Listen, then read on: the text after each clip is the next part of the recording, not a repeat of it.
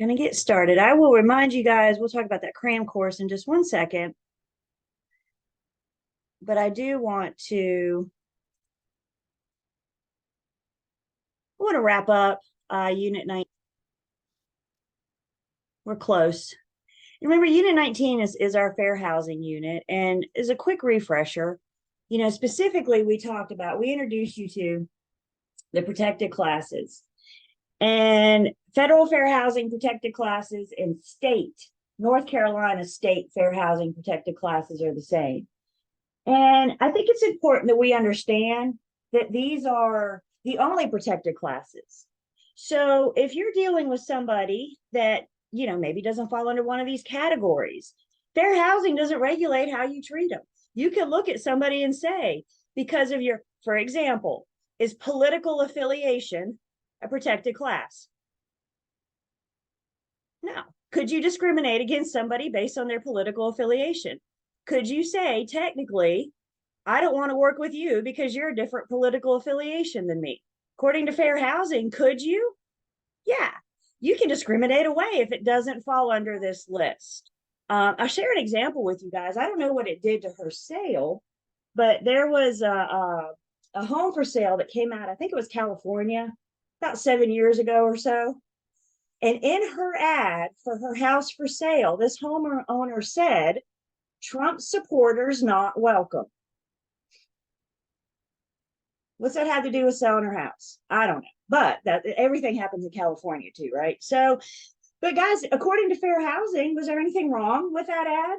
She was pretty clear. I don't want to work with Trump supporters now. I don't want to work with Trump supporters. Now, I'm sure even non-supporters were like, I don't want to work with this woman. Why would I want to? Because it seems off the wall. But the point, and we're not getting into political conversation in this class, but the point I wanted to make was she didn't do anything wrong with fair housing because who she discriminated against didn't fall under the categories of fair housing. Does that make sense? So when we say these are the protected class, that's exactly what we mean. These are the categories of the classes that are protected. So be familiar with the protected classes. We talked about that chart in the beginning of Unit 19 that kind of tells you what protected class came to be when, and understanding the historical trend in that, so we know what happens when. And once you guys get licensed and you get in the industry, be prepared for changes. As we said, as our society continues to evolve, so will fair housing to keep up with what's going on today. Questions or comments about the protected classes?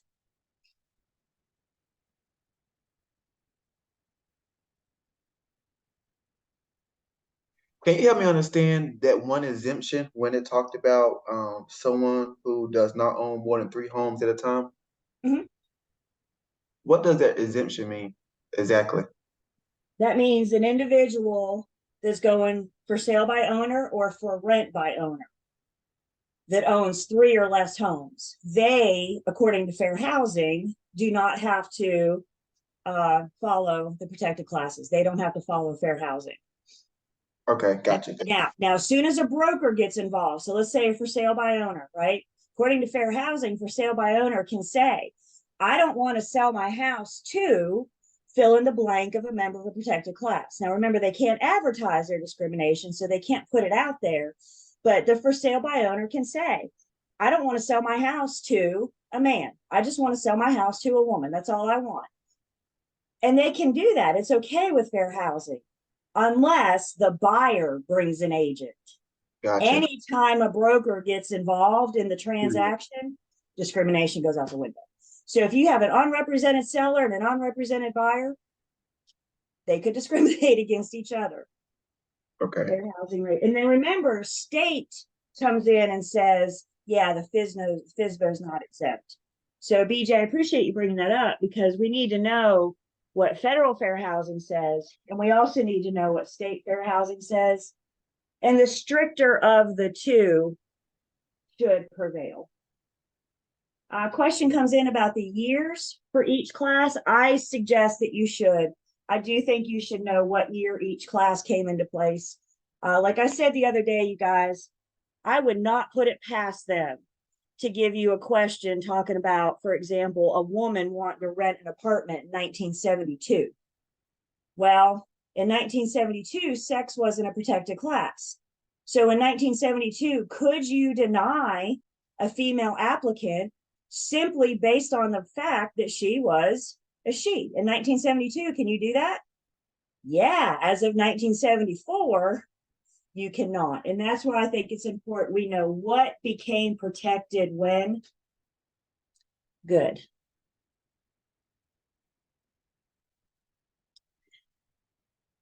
So I just wanted to do a quick refresher. Again, this is the beef of Unit 19. And I got a couple things for you guys too in the online learning system I'll show you to help you better wrap your brains around this once we finish.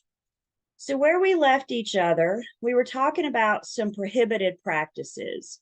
And we introduced you to some words. And I just kind of want to start with a quick refresher. Who can remind me? Who is blockbusting about? When we talk about blockbusting, who are we talking about? Sellers. The sellers, that's right. Blockbusting is about the seller, the owner. So if you're looking at a rental property for sale or for a lease, when you're talking about the owner. Blockbusting is the act of encouraging somebody to sell or rent their home because of any kind of impact that the entry of a protected class can have on the neighborhood.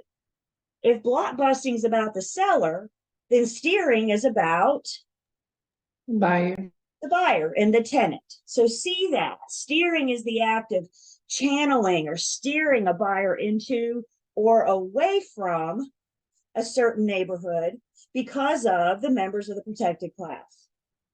So we can't blockbust, we can't encourage sellers or owners for rent or for sale to panic pedal. We can't steer. As we said the other day, you guys, when I meet buyers, they tell me their criteria. I want a 3-bed, 2-bath, 1-story, garage, and a fireplace. It's my job to find those criteria. I'm not going to tell them where to live. It's my job to find the criteria. And I go out in, the county or the city or the school district that they want to be in. And I say, okay, these are the properties that meet your description. They can choose which one of those they want to see. I'm not limiting my search just to this subdivision or just to this neighborhood. Does that make sense? I talk to them about the property. What is it you're looking? If they say I want a specific location, you want a school district, that's fine. We'll stay focused in that school district. We just need to be careful that we're not steering them, no matter how subtle that may appear. As mentioned, advertising is never allowed. You're never allowed to discriminate. No one is ever allowed to discriminate in their advertising.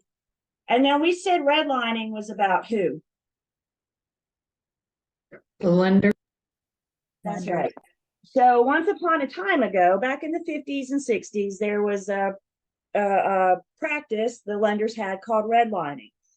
And they would literally put a map of the city or the county on the wall, and they would take their red marker and they would walk up to it and say, all right, guys, we are not going to originate mortgage loans here, here, or here. And they would actually draw circles on the map and say, we're not going to originate these loans. Had nothing to do with the people, had nothing to do with the property.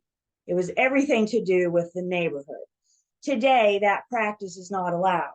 Today, if you're being denied a loan, it's because your debt to income ratio doesn't shake out, or if you're getting FHA or a VA loan, there's an issue with the property. So this is where we left each other. What questions do I have about our fair housing prohibited practices?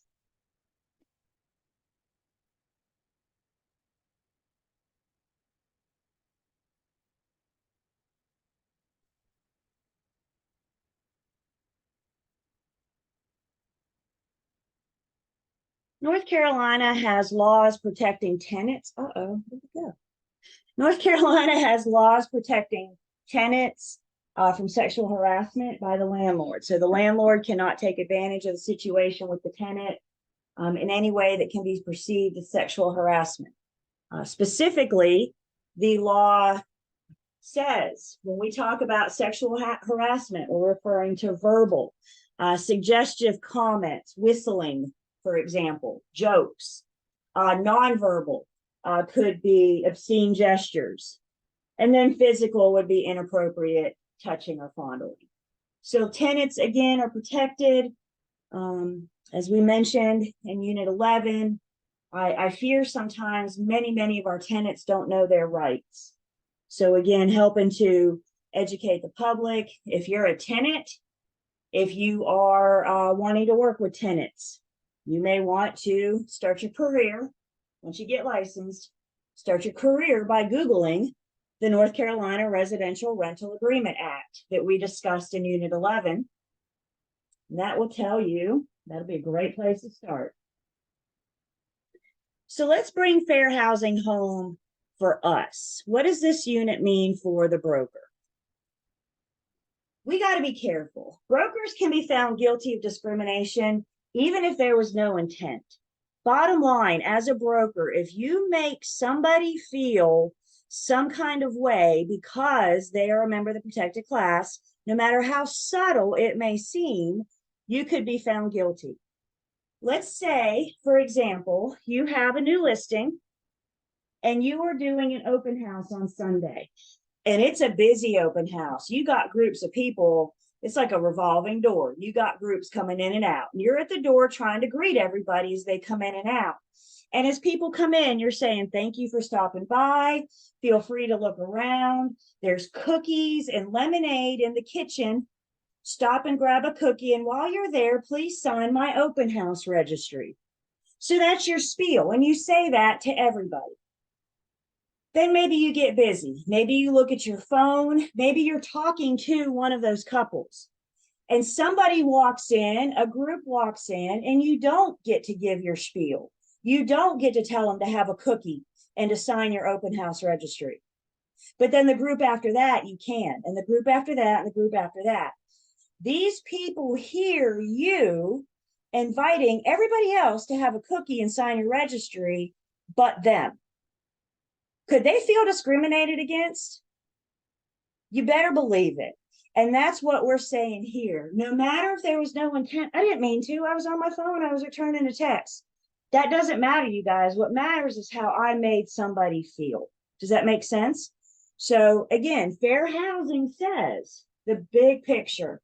What we do for one, we do for all. So set up your checklist. When you start working with your firms may offer you some checklist templates, checklists with working with sellers, checklists with working with buyers, checklists with going under contract, checklists to go to closing. Your firm may offer you lots of templates that you could customize and make your own. And I'm a big fan of the checklists because it shows that you treated this person, you did the same thing, the same activities for this buyer as you did the next one and the one after that. I can do my checklist, I can load it with my transaction files, and I show I did this, this, and this for this buyer, I did this, this, and this for that buyer, etc. Set up your policies and protocols, and what you do for one, you do for all. You do for everybody. It's called fair housing.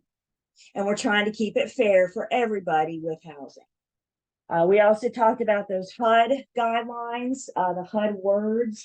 I think I mentioned to you guys about the software that at least the Triad MLS has. I'm not sure if others have it yet. But I know the Triad MLS has a software that any word that may be offensive, it may be seen as discriminatory, they're going to flag. They're going to give me a warning. And they're not going to say, don't use it. They're just going to say, proceed with caution. Make sure you're using this word appropriately. The example I had, once the software rolled out, like the next day, I was putting a listing in for our builder. And in the remarks, I put white kitchen cabinets. And that little yellow caution thing that pops up that always makes you fear a little bit, go, oh no, what did I do wrong? That popped up. It was flagging the word white. Is it okay for me to talk about white cabinets? Sure. Is it okay for me to talk about white neighborhoods or white people? No. And that's what fair housing was saying. Make sure you're using this word appropriately. So HUD helps us. They offer guidelines for us. Also for the broker, The National Association of Realtors, NAR, National Association of Realtors, suggests that we have a sign up. We looked at our equal housing opportunity poster at the beginning of Unit 19 that would absolutely satisfy NAR's requirements. All that poster is doing is letting the consumer know, letting the public know that we will not discriminate.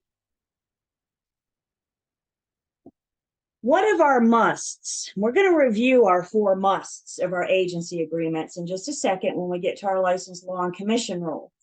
One of our musts of an agency agreement is it has to contain that non-discrimination clause.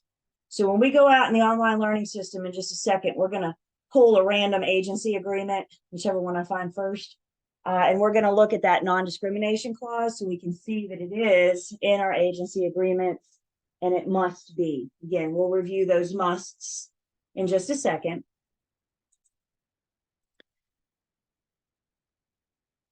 As you can imagine, there's some commission rules in place.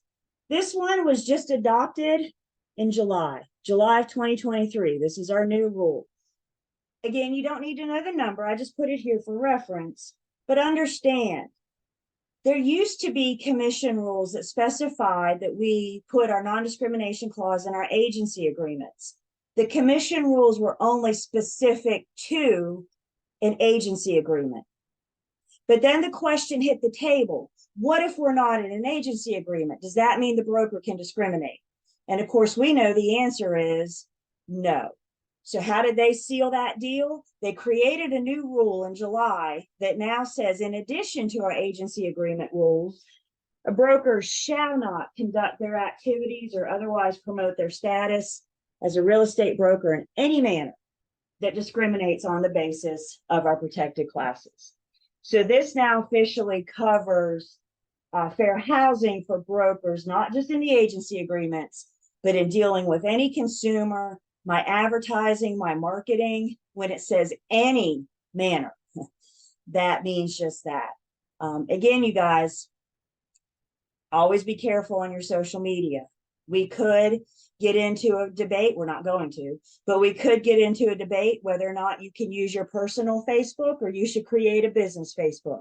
That's not why I'm here. That's not the conversation we're having.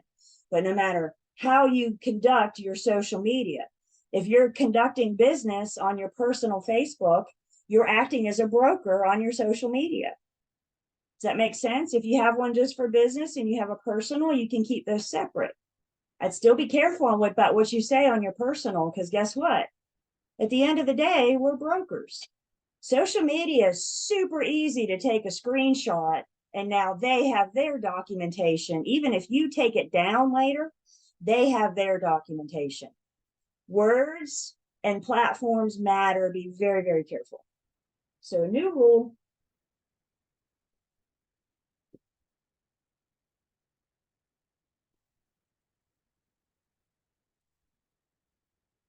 We talked about the ADA, American with Disabilities Act, in Unit 12. We're going to talk about it a little bit here too, so we can compare it to fair housing. ADA is about the public accommodations. Fair housing is about the dwelling meant for occupancy. May that be for sale or for rent. ADA picks up where fair housing leaves off, and ADA applies for the public spaces, the public accommodations. And the big goal of ADA is to make sure that everybody, regardless of their handicap or disability, has the same access to the same amenities as everybody else. ADA is not going to make the employer do major modifications unless they are building a new building or getting permits to do major upgrades. However, ADA does expect employers to accommodate the public, specifically those that don't have that access. So maybe you put handicap parking spaces in front of your place of business. Maybe you put Braille on the elevator, for example. Different things you can do to accommodate, and that's what ADA requires. Remember, ADA doesn't apply to all employers. Please be very careful of that teeny tiny word. Only employers with 15 or more employees have to determine between with ADA. Question comes in, the difference in Fred's corn and fresh corn is just a matter of using disability or handicap. So if you're saying fresh corn, you're saying handicap. If you're saying Fred's, you're using disability.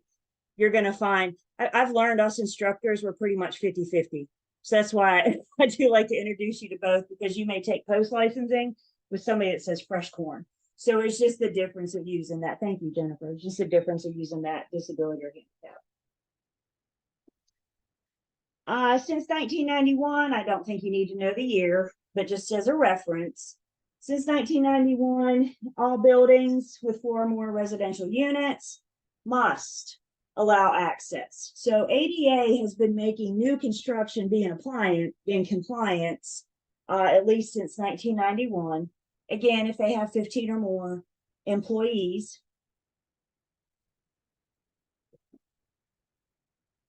This would be designing and constructing our multifamily housing. Think of the large apartment complex.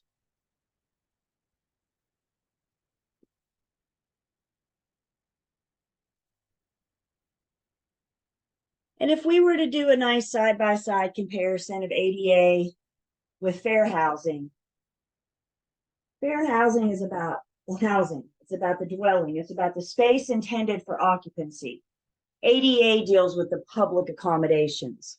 We often see these large apartment complexes. These things are popping up. They were building these suckers like crazy during the housing market crash. I don't know if you noticed that or not, but people couldn't afford to buy a house during the housing market crash. So what do? They built massive amounts of large apartment complexes.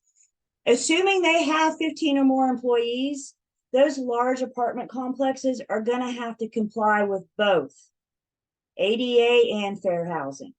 They need to make sure that they're handling the protected classes. They also need to make sure that those public spaces, the parking lot, the clubhouse, the pool, those public places can accommodate. And I'll share this with you guys. I had a pre-licensing student many years ago. We were still in person. And she worked for one of those large apartment complexes. And she shared with us that ADA and fair housing sent on the regular secret shoppers. Anybody have any restaurant experience? And you have secret shoppers that came in and you waited on them and they were there to judge you, but you didn't know? That's what's going on here as well. So they would send people to call. And I hate to say try to bait, but let's be honest here. They would send people to call or to swing by the leasing office and see how the employees reacted to their various comments, to their various suggestions. Were they in compliance with ADA? Were they in compliance with fair housing? And she said they called on the regular. So you never know when you answered the phone if it was going to be a legitimate tenant or if it was going to be somebody from fair housing or ADA. She said if you did mishandle it, they're not going to, lose your job yet. They may, first offense, they may slap you on the wrist, recommend you get some training to have a better understanding. Second offense, now they may start fining you. Third offense, we could be looking at more fines, civil court, civil penalties. But just trying to keep everybody honest. Let's see. ADA also addresses that you cannot discriminate in your hiring, and that is absolutely correct. So as long as 15 or more employees, ADA says it also deals with you can't not deny somebody employment based simply on the fact of one of the members of the protected class. Yep. So ADA works for it is for the employers. And that does affect absolutely the employees. Yes, thank you.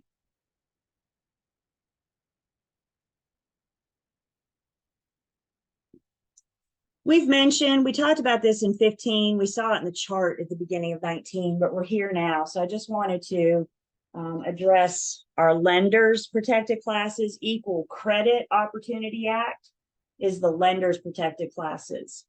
You can see they have a lot of the similar protected classes as us. They too cannot discriminate on the basis of race, color, religion, national origin.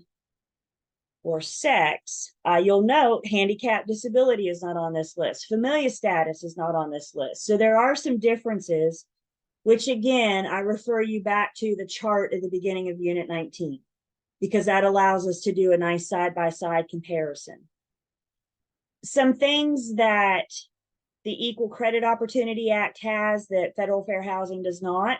Lenders cannot discriminate on the basis of age, assuming the applicant is at least 18 years old. So in order to apply for a mortgage, if the applicant is 18 years old, they can't be denied of their age.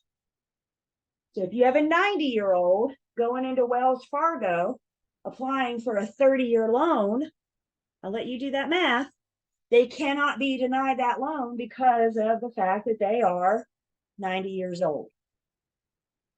Marital status is something that the lenders have that we don't. So lenders can't discriminate, single, divorced, widowed, separated, no discrimination there upon issuing a mortgage loan. And then the lenders also have recipients, those on public assistance. Again, lenders, it should always come down to your debt to income ratio. It shouldn't depend on if you are currently a recipient of public assistance. So that chart, I'm a big fan of that chart at the beginning of 19. Once you guys take a picture of it, so you have it on your phone, so you have it everywhere you go. So when you're sitting at the line at the school pickup, the school pickup line, or standing in line at the grocery store, you can look at that chart, and that'll help you with the protected classes, comparing the different stages, the different levels, and then, as we mentioned, of course, the years that they became protected. Questions? I'm just trying to, so they can discriminate against handicap The and lender can. the lender can. Yep. Yep. They don't have that protected class. So they could deny somebody a mortgage loan because of their handicap disability. Familial status, remember, familial status is about the children. So by default, you know, we just said 18-year-olds or 17-and-a-half-year-olds can't get a mortgage. So that kind of fixed that. And again, hey, I hear you. Fair housing doesn't always set right with our moral compass, does it? But like we said, you guys, fair housing is what it is. Your opinions, your beliefs. You know what fair housing thinks about that? Right.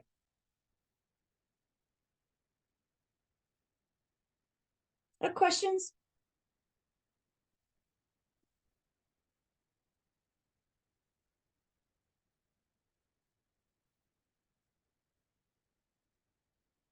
The last piece in this unit, those that join the National Association of Realtors, once you become a realtor, you are held to a higher standard. That's what makes realtors stand out. Most of the public recognizes the realtors. Most of the public recognizes the capital R. You can only rock that capital R if you are a member of the National Association of Realtors. When you affiliate with your firm will handle getting you a member of NAR if they require it. Some firms require it, some firms don't. They're all different. So your firm will dictate whether or not they need you to join NAR, and if so, they will assist you with that. But just know that when you do, if you do join NAR, there are certain, their code of ethics, there are certain standards that we as realtors have to abide by. So they've adopted their code of ethics, COE. You guys will get your code of ethic training once you affiliate, get started. It'll be part of your onboarding and your local board of realtors. So for example, there's like the Winston-Salem board of realtors, the Greensboro, the High Point, the Asheville, wherever you are. So whenever you affiliate, you'll get your NAR, your code of ethics training. NAR requires us to do code of ethics training every 3 years. This keeps it fresh. This keeps us current. So that is a piece of the membership. We have to do our code of ethics training every 3 years. Guys, they went through a period where they couldn't get the timing right. So you may find some old literature out there We used to have to do it every 4 years. Then they changed, they said, no, no, no, that's not enough. So then they changed it to 2, and they said that's too much. So the Goldilocks currently right now is 3. So if you find old literature 4 or 2, and that happened within a short period of time, all sorts of realtors are running around confused about whether or not they need their code of ethics. You also get code of ethics training that many cases, and not all cases, but in many cases, this could also count towards your CE credit for the year as well. So if you sign up for the right class, 2 birds, 1 stone, knock out your code of ethics and get some CE credit for it as well. If you don't join NAR, if you don't become a realtor, don't worry. The North Carolina Real Estate Commission has adopted many of these code of ethics. So you're not going to skirt being ethical by not joining NAR. And see, the Real Estate Commission expects us to follow a lot of those code of ethics as well. And that gets us through 19. So you got those key terms at the beginning of the unit.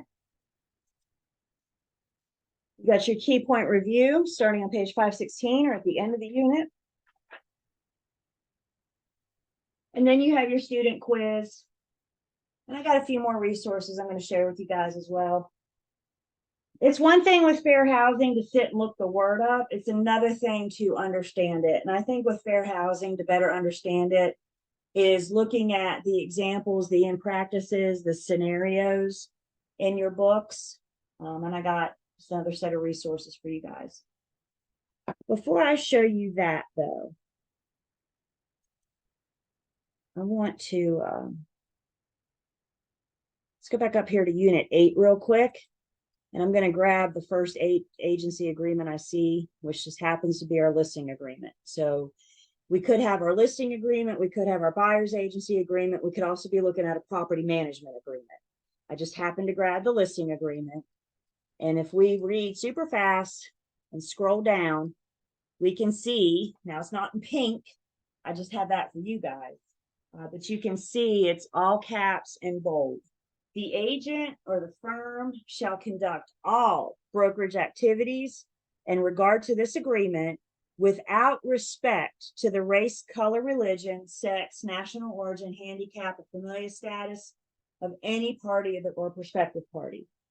Further, realtors have an ethical duty to conduct such activities without respect to the sexual orientation or gender identity of any party or prospective party. As I mentioned the other day, it's not just realtors now that have to honor sexual orientation or gender identity. Sexual orientation, gender identity are now covered under fair housing. So all brokers, not just specific to realtors. It's under the category of sex, falls sexual orientation and gender identity. So this is one of our musts, and we can see that the forms committee included that for us. I also want to show you guys some things we got in Unit 19, specific to fair housing. So I know scattered throughout the online learning system, there's various Q&A brochures. If it's applicable, it's in the applicable unit. Guys, this comes straight from the Real Estate Commission. The Real Estate Commission has a hand in writing your state exam. So I think this is, in some cases, a better resource than the book. So use these Q&As. I know this last week or so, we're going to be bringing it all home. But one thing I would recommend doing is going through and perusing these Q&A brochures, again, that we have scattered all throughout. Because this is the commission, this is the Real Estate Commission stance on fair housing. So I'm a big fan of the Q&A brochures. These are actually written for the public, but I think it helps us have a better understanding.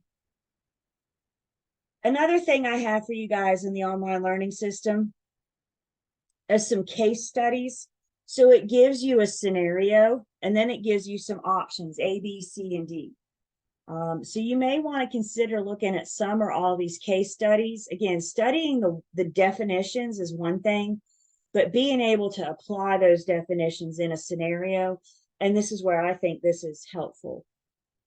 We have included the explanations. So once you go through the case studies, it tells you what the correct answer is and why. So to help you get a better understanding of that.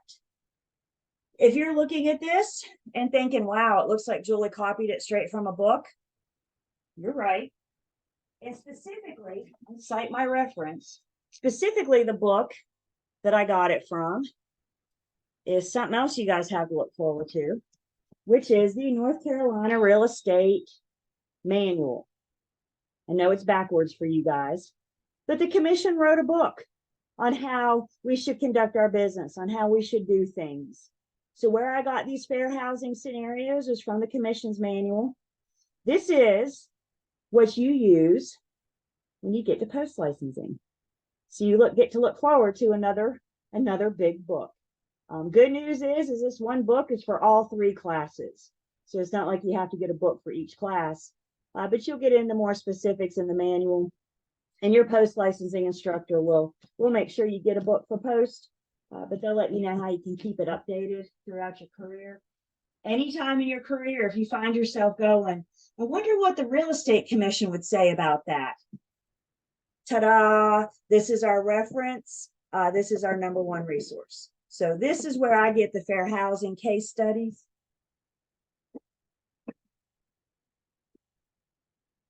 The other thing I have in here for you guys, fair housing pops up frequently in our continuing education.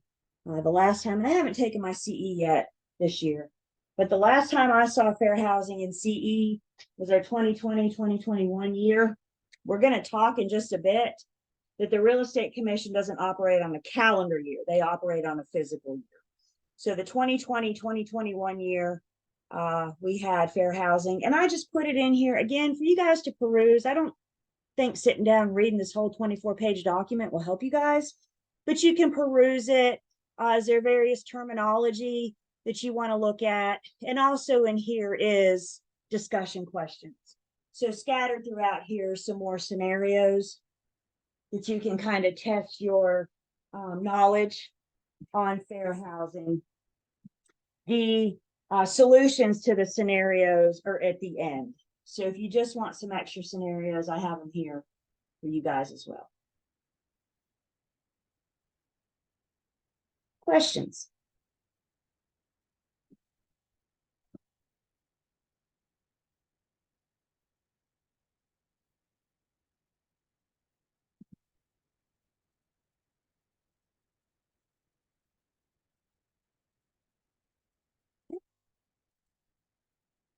You guys have a cram course tomorrow, 8 a.m. Lane, probably while we're together this morning, Lane will send you Jane's Zoom link. But Lane will get that to you guys today. If you're sitting down and eating dinner tonight and you want to go to the cram course in the morning and you haven't received the email from Lane yet, please reach out to one of us. Please reach out to us this evening. Don't wait until tomorrow morning. And check your spam. Sometimes we wind up in spam. The other reminder, of course, we know a week from today, we're taking a test. We'll talk a little bit more about that. If you do not pass next Thursday, but you make at least a 50%, then you're eligible for the retake. So here's that retake date and time as well. Again, more details about the exam. We'll talk about that on Tuesday. What time is our exam? As close to 9 as we can. So 9 to 1, we get our 4 hours. Normal time, I guess I should say. Questions or comments? Anybody? I'm just curious. We're not going to hold you to it, but who is considering coming to the cram course tomorrow? Good, good, good, good. I believe there's other classes coming too, so you may get to see some new faces. I think there's several classes testing next week, so should be a good turnout. If you can't, for whatever reason, I don't know if Jane will record or not, but if you can attend, there is a recording already loaded in the online learning system for you. So under the cram folder, there's a recording note. There's a good cram course quiz. So if you can't attend for whatever reason, that's fine. You can still access the recording. If you can only come for an hour, come for an hour. If you can come and stay the whole time, great. We're not using it. You can't use it to make up time. We're not taking attendance. I don't think Jane requires cameras. It's not an official class. It's above and beyond. And it's included. I hesitate to use words like free. It's included in your registration. You've already paid for it when you signed up for the class. Questions, comments?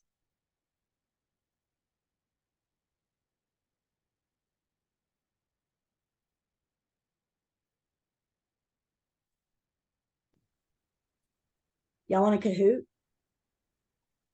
It's been a while since we Kahooted, hasn't it? Y'all grab your phones. Let me get you a QR code.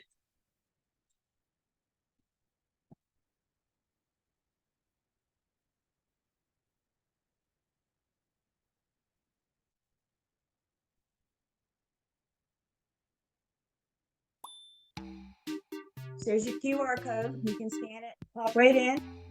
If you're using the website or the app, you need a game pin. That game pin is 800-7684. And we got our names coming in. This Kahoot, this is a hodgepodge. This Kahoot, there's a couple questions from Unit 17, which was our appraisers unit. There's a few questions from Unit 19, which is our fair housing.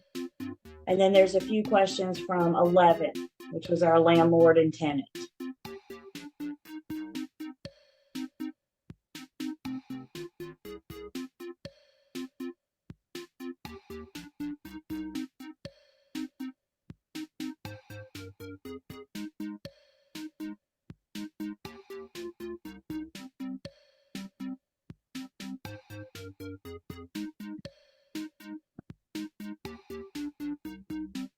Of course, I never make you play on your phone. If you don't play on your phone, though, I just ask that you please play.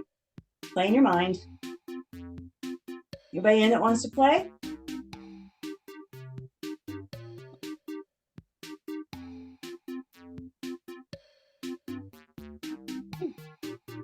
It's Kahoot. Hodgepodge. 17, 19, and 11. Question number 1. Which of the following may an appraiser use when arriving at their opinion of value?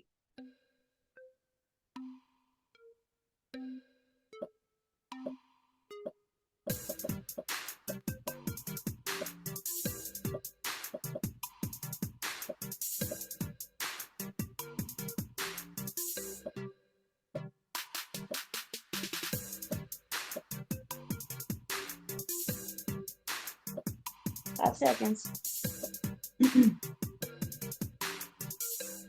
Which of the following may an appraiser use? Ooh, this is interesting. There's 3 approaches to value that the appraiser may take.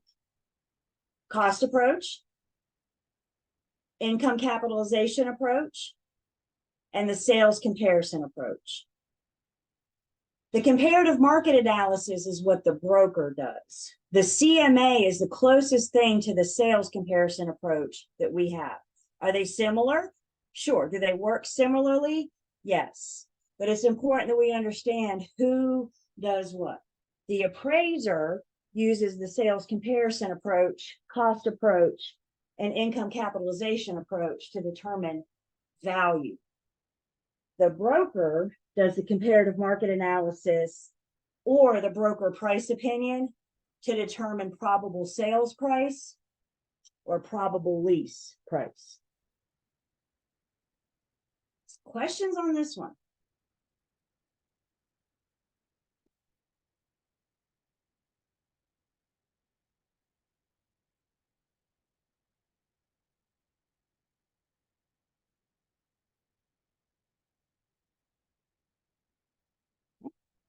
Let's see what we got out the gate. Grace got it Right the fastest, followed by Dia, Victoria, BJ, and Aubrey, our scoreboard leaderboard. Question number 2, the sales comparison approach to value would be best when an appraiser is estimating the value of.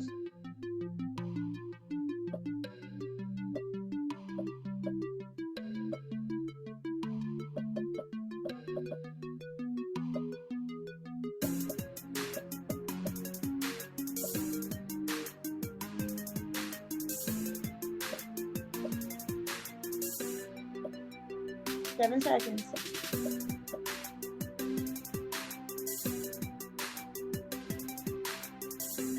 Sales comparison approach is best for, that's right, resale.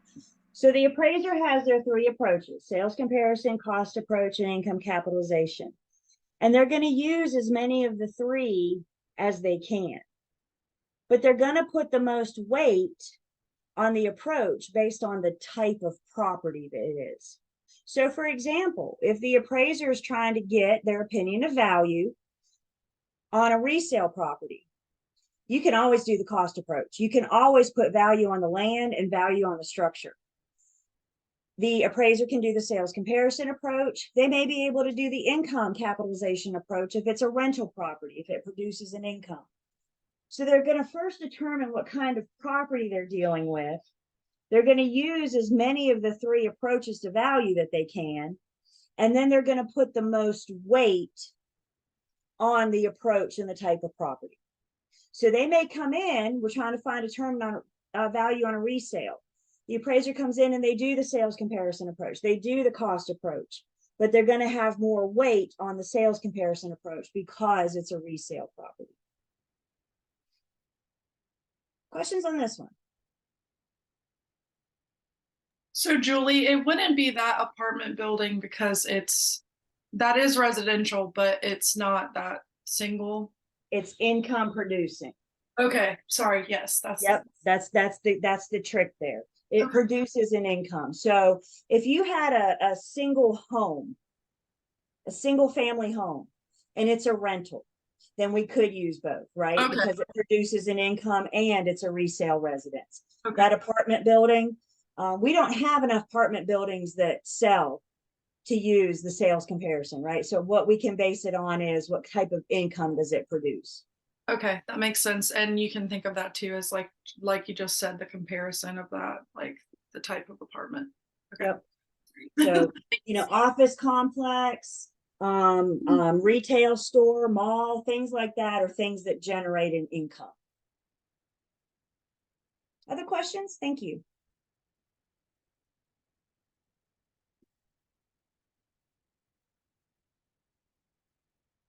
All right, let's see how our leaderboard looks. Did that move? So we got some competition here.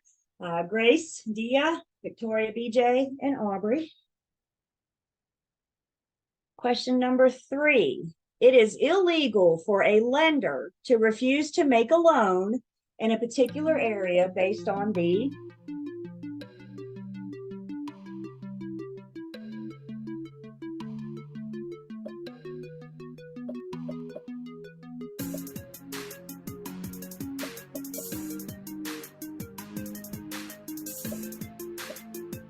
seconds.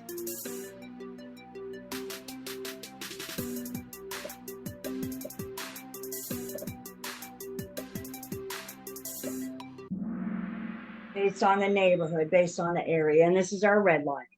So they can no longer walk up to a map with their red marker and say, we're not going to issue. I don't care about the people. I don't care about the property. We're saying we cannot issue a loan in this neighborhood, in this area.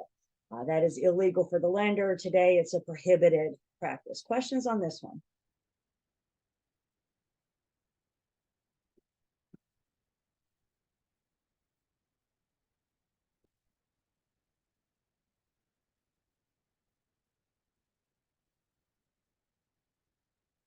Redlining. Yep. Yep.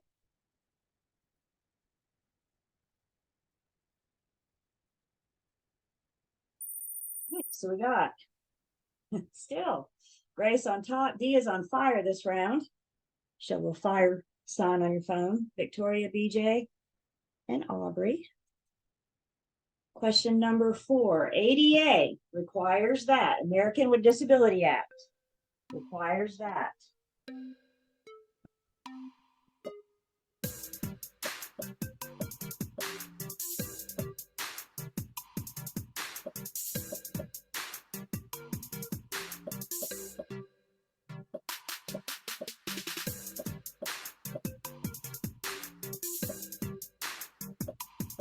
Five seconds.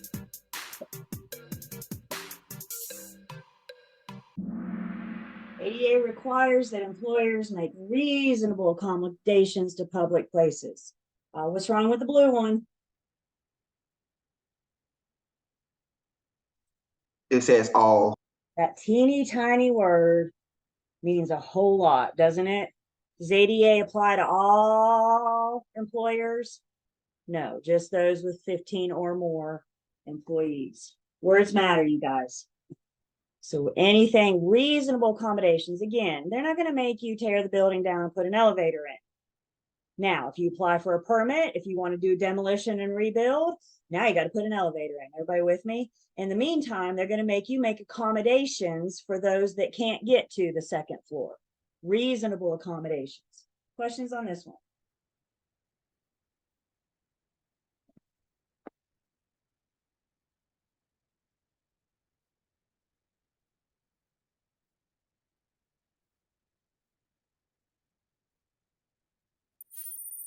Uh-oh.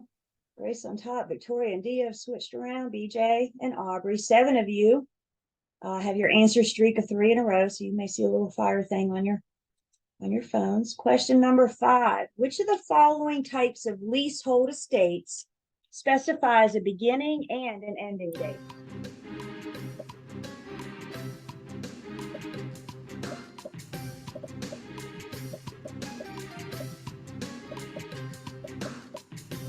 Seven seconds.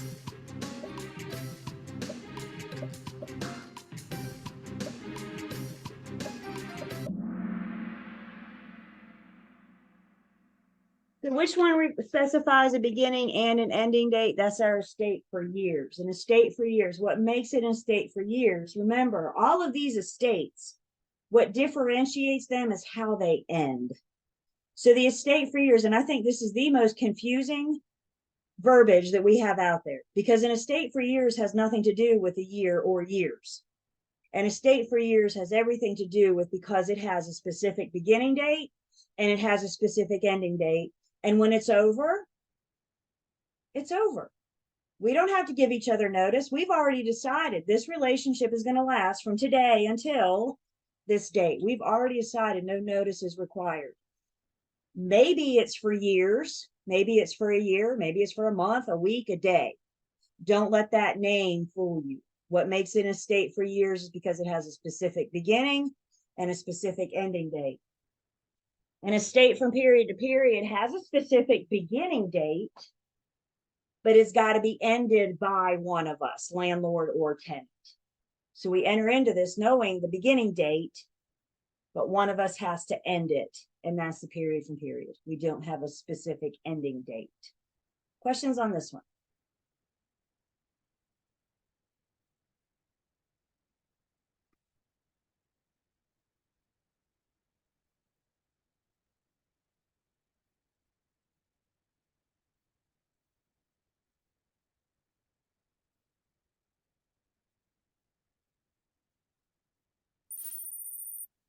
So we got Grace, Victoria, BJ, Kiki's on the board. Aubrey's on, still on. 3 of you have an answer streak, 4 in a row. And the last one, which of the following creates a warranty of fit and habitable conditions?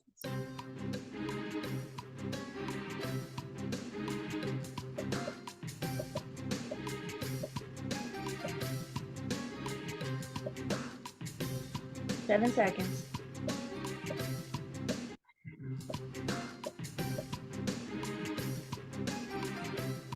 Warranty of fit and habitable conditions comes from the North Carolina Residential Rental Agreement Act. The Residential Rental Agreement Act dictates the relationship between the landlord and the tenant. Big picture. Landlord provides fit and habitable conditions for the tenant, In exchange for what? Rent. Rent, money. That's the big picture. Tenant pays landlord, landlord provides fit and habitable conditions. Under the act, if the landlord fails to provide those fit and habitable conditions, then the tenant, after a reasonable amount of requests and a reasonable amount of time, the tenant can evict themselves, a constructive eviction. Questions on this one?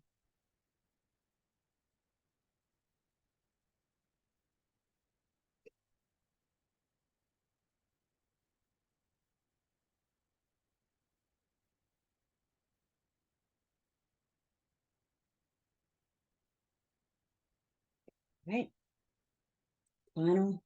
Final reveal. So our third place winner is, oh, I can't see it, Kiki. Our second place winner is Grace. And our first place winner is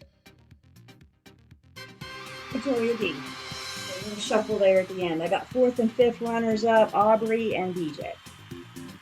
Questions?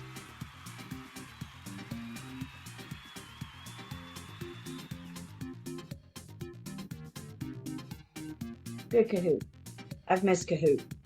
Glad to Kahoot. Hopefully we'll get to Kahoot one more time, depending on time. Fingers crossed. Okay.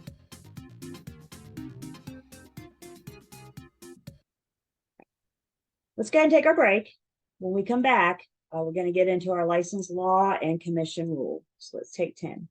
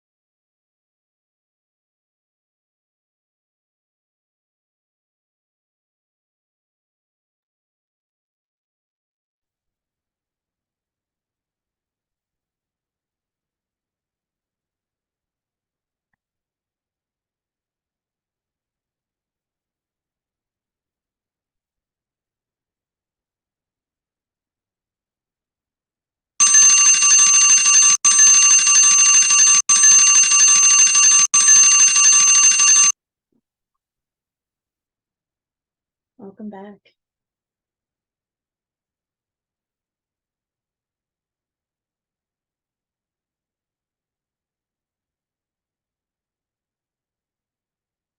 So I am taking attendance.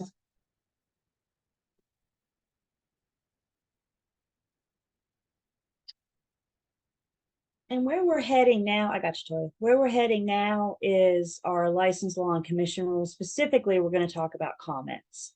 So as a refresher, we have this whole section for license law and commission rule. This is any of your state specific material. This is probably the bulk of your state specific material. We have some other things that we need to talk about outside of the comments specific to license law and commission rule. So once we get through the comments, and we will go back and pick those up. I did not ask you guys to sit down and read all of license law and commission rule. We just asked you to look at the comments. Again, this is the majority of it. Also, I mean, scattered throughout the whole class, we see North Carolina state specific stuff. So we talked about North Carolina State Fair Housing. We talked about North Carolina Residential Rental Agreement Act, North Carolina Tenant Security Deposit Act. Anytime you see in your book in the left-hand margin in North Carolina, that's a candidate for a state-specific question. Appendix A in your textbook has license law and commission rule. Appendix A in your textbook has the comments. Your textbook, whether you're an old book or a new book person, doesn't have the current license law and commission rule of comments. I don't know why, but they're out of date. So this is why we've been directing you here. You will always be tested on the current material. So this is why we load it here in the online learning system. Never look at a form in your book. Always come to the online learning system. We have current. Everybody good with that so far? I wish they would do away with this book. They could alleviate 200-300 pages easy, and that would be less for you guys to lug around. But they don't. So here we are. Always look in the book. So this is our source. This is what we're going to be referencing. And specific to our license law and commission rule. By the way, let me say this too about the cram course. I meant to mention this earlier. Jane's going to go over some stuff tomorrow. We're not going to get through all of this today. So we're going to start on this today, and then we'll get it finished up tomorrow. I believe a good portion of Jane's cram course is specific to license law and commission rule. So you very well may hear brand new information tomorrow when you're with Jane. That's okay. We'll talk about it on Tuesday. The whole point of the cram course is for you guys to hear it twice. So if you hear it here first and then you hear it with Jane, you're good. If you hear it with Jane on Friday, we'll hear it again on Tuesday. So I don't want y'all to get excited with Jane. We hadn't talked about that. There's a good chance we haven't, but we will finish up on Tuesday. And of course, before we leave today, we're going to talk about what next week is going to look like. So license law and commission rule, straight from the North Carolina Real Estate Commission. So that's the whole guide map. That's all we're doing in this section is talking about our North Carolina license law and then our North Carolina Real Estate Commission rule. Again, we've been hitting on these. We started talking about this in Unit 7 and introducing you guys to various commission rules. Please be familiar with these comments for your exams, state specific, but also just to have a general understanding of how the commission works, the commission rule. I sometimes feel like my job is twofold. I want to help you guys get through the state exam. I want you guys to get a real estate license, and hopefully I'm helping. The second part of my job is to help you keep your license once you get them. I don't want you guys to wind up in real estate jail once you get licensed. No, it's not an actual place, but I don't want you facing disciplinary action. And the number one way I can keep you out of disciplinary action is for you to be familiar with license law and commission. So let's start. First thing that our comment section talks about is the different license categories. Understand, in North Carolina, we are all brokers, you guys. We just have different classifications. Other states may have a sales associates that graduate to become brokers. So you guys know what page? I'm in the license law and commission rule comments that are in the online learning system.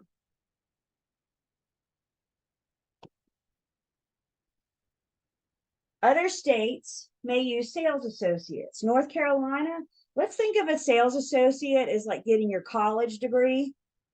Brokers is like getting your master's degree. So other states will let you get your college degree and then get your master's degree. Guess what? North Carolina says, we're not messing with that college degree stuff. We're not messing with that sales associate. Once you're licensed, you're a broker. Now, do they just hand you a license and let you run amok on the street to potentially harm their public? Goodness, no. So what do they do to help the newbies? What do they do to help new brokers? North Carolina will offer you post licensing, will make you take that 90 hours of post licensing. So in North Carolina, you're coming in as a provisional status, but you're still coming in as a broker. So let's talk about the different classifications of the broker. And first up, soon to be you guys, my newbies. I call you guys my brokers with training wheels. You can't ride your bike just yet. You got to ride your bike with training wheels. So let's call your broker in charge your training wheels. The day you pass the state exam, you go to PSI Testing Center, you sit down and you pass the state exam. Guess what? You're a North Carolina licensee. That's when the big celebration comes in, right? We do the mini celebrations to build up to that. So they hand you a license, or they mail you a license after you pass your state exam that's on inactive status. You pass the state exam, here's your inactive license that you can't do anything with. Good job. How do you activate that inactive license as a provisional broker? Can anybody remind me? Affiliate Get with a firm. That's it. As a provisional broker, to have an active license, you must affiliate with a firm. You must have a supervising broker in charge. Somebody agrees to take you under their wing. That BIC is responsible for everything you do as a provisional broker. As a PB, if you get yourself in trouble, you will take your BIC down with you. Once you drop that provisional status, if you get yourself in trouble, you may take your BIC down with you. It just depends. So how do you become a provisional broker? Well, you pass your 75-hour pre-licensing class, you pass your state exam, boom, provisional broker on inactive status until you affiliate. To drop the provisional status, to drop your training wheels, you need to do post-licensing. Completion of the 3 30-hour post-licensing classes will remove your provisional status. We'll see a full broker in just a second. Who can remind me how long you have from licensure to complete post-licensing? 18 months. Thank you. 18 months to complete post-licensing. That 18-month clock starts on the day you get your license, the day your license is issued. So you pass, yay, they mail you your license. They mail you your license. They don't send you the document. You got to go or the frame. I guess you got to go frame shopping. But on your license is a date. That date starts your 18-month clock. Once you guys get this, they'll send it in a nice manila envelope. Go get you a frame for it. Y'all worked hard for this. I proudly display mine because you know what? I worked hard for this. So go to Hobby Lobby, get you a frame. If they're not on sale this week, they will be next week. We know how Hobby Lobby works, right? So be proud of this thing. You worked hard for it. So you have 18 months to complete the 3 30-hour post-licensing classes. FYI, the 3 topics of post-licensing. One is called Brokerage Relationships and Responsibilities, which is just a fancy way of saying agency.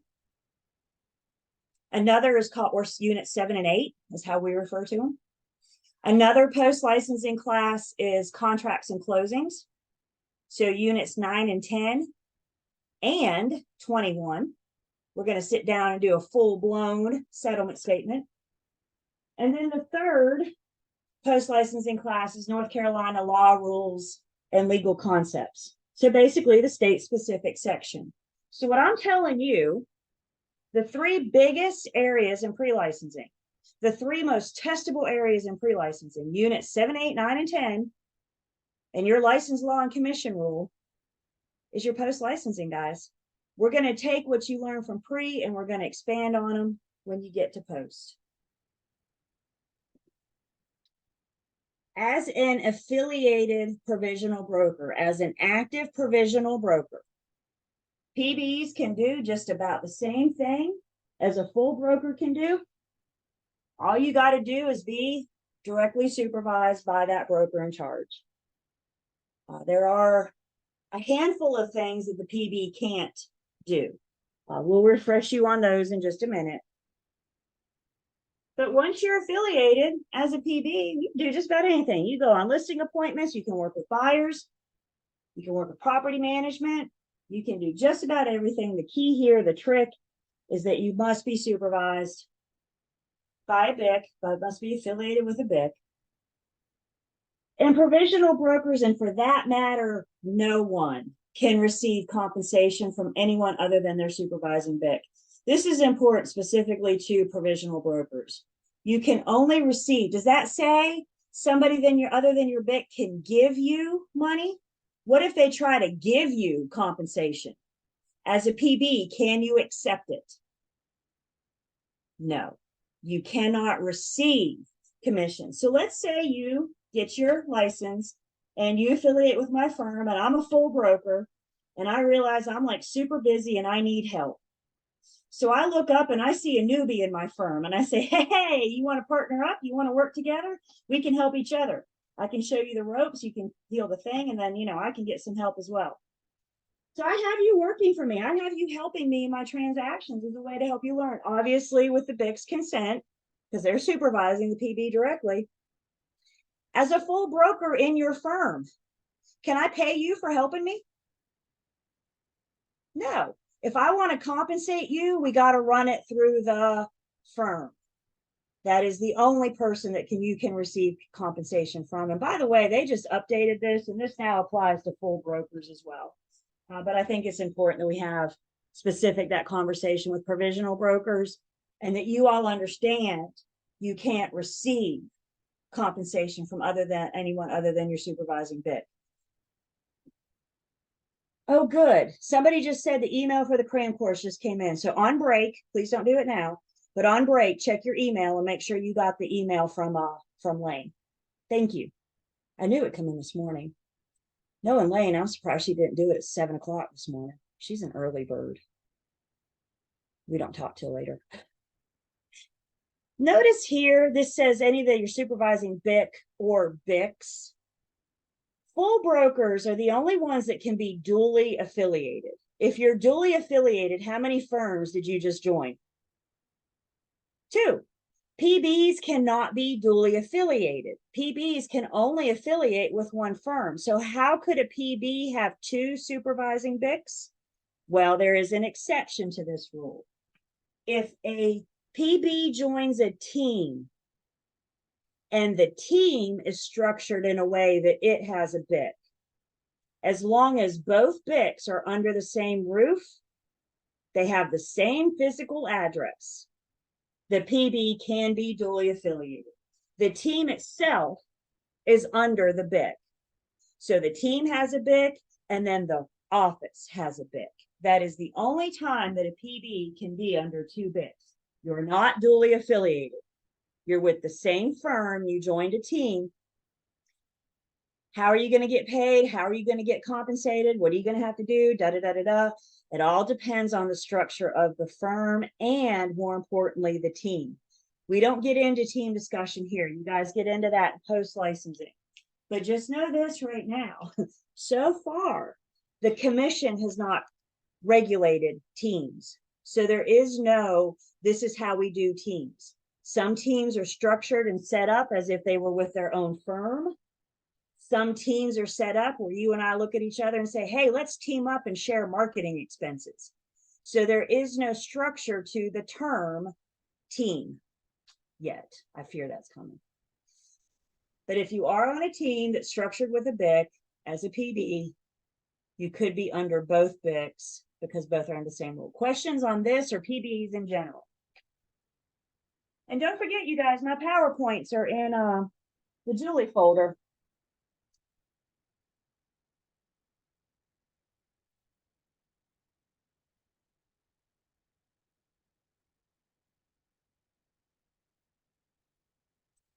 So you do your 90 hours, you do your 30-hour post-licensing, you drop your provisional status.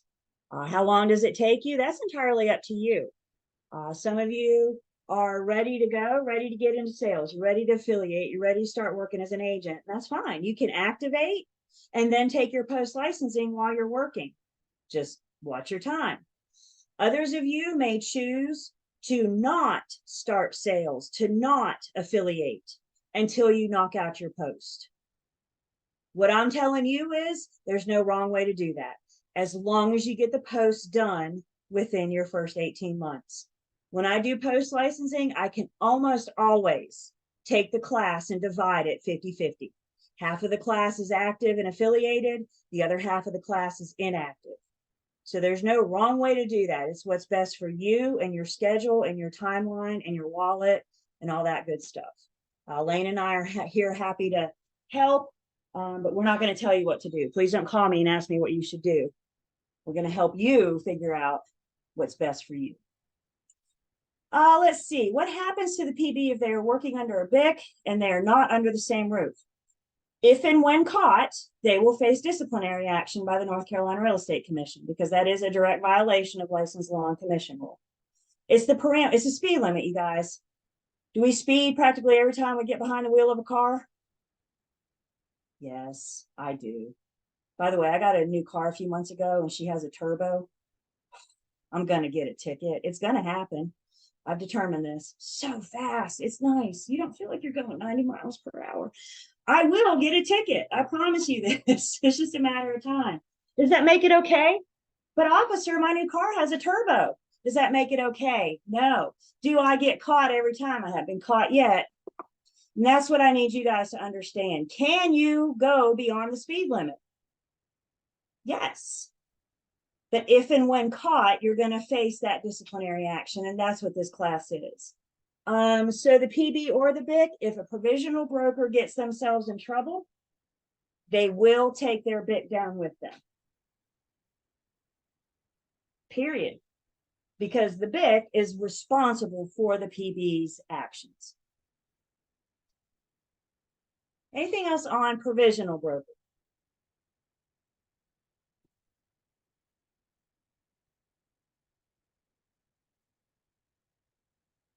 So you do your 90 hours, bust out your post licensing. By the way, yes, there is an end of class exam for all 3 posts that you have to pass. Everybody take a big deep breath with me. Post is not near as intense as pre. You have to pass a test, but it's not near as intense. Now, with that being said, you guys still need to commit to post because you got to pass the test. You know, coming out of pre, what your areas of weakness were. If you really struggle with units 7 and 8, then guess what? You're going to struggle with brokers, relationships, and responsibility post-licensing, and you may need to put a little bit more into it to understand agency to get through the test. So use your strengths and weaknesses to help you get through post as well. So you do your 90 hours, you drop your provisional status, and you are just a broker. May sometimes referred to as a full broker, or a non-provisional broker. A broker is just a PB that's completed post-licensing. Maybe the broker is going to be supervised by a broker in charge. Maybe they're going to be affiliated with a firm. Maybe the broker is going to go out on their own. We're going to talk about your options on going out on your own in this section as well. Most brokers choose to remain affiliated with a firm, to have the tools, have the support.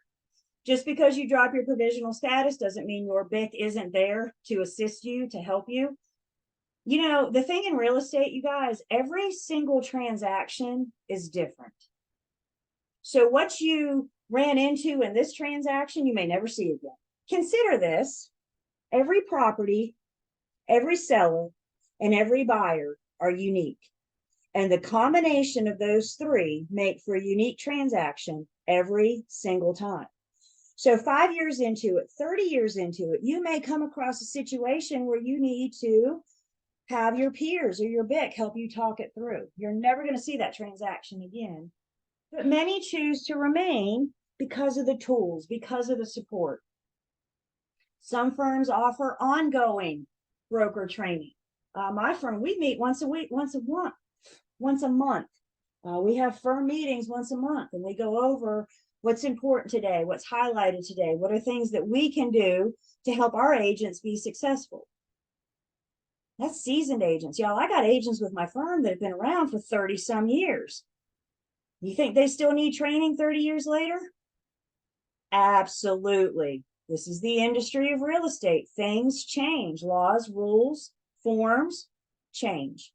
Questions on the full broker?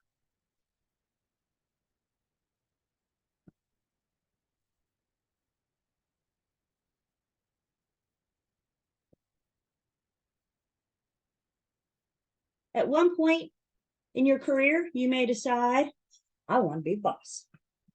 So the next brokerage level, the next category is the broker in charge. Now there's two different things going on with the broker in charge. The first phase, the first level, if you will.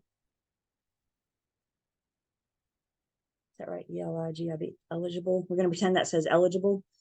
Thank you for the confirmation. And then the next level is the designated broker in charge. Every single office, every single location must have a designated broker in charge. There is one BIC that's been designated to oversee the day-to-day operations of that office. Each office has to have a BIC. So if you affiliate with a firm that has 5 office locations, how many BICs does that firm need to have? They need to have 5. You got one under each roof. How do you become the designated broker in charge?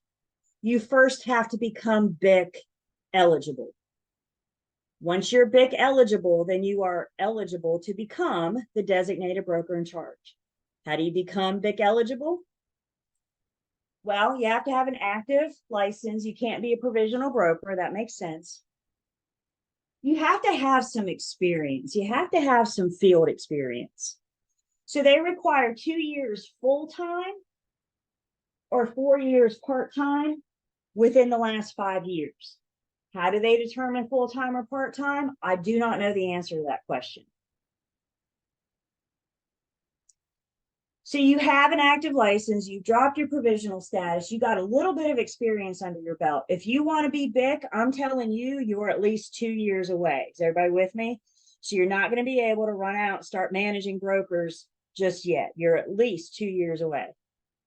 Additionally, they have a 12-hour BIC course that you have to complete.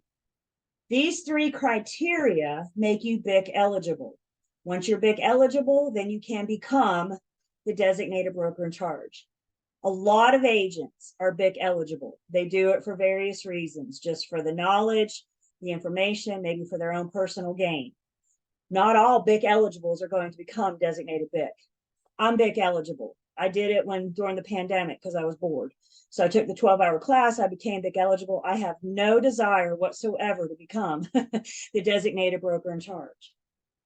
If you want to be the boss one day, you BIC eligible first. If you just want it for the status or for something to do to kill time, then you can be BIC eligible.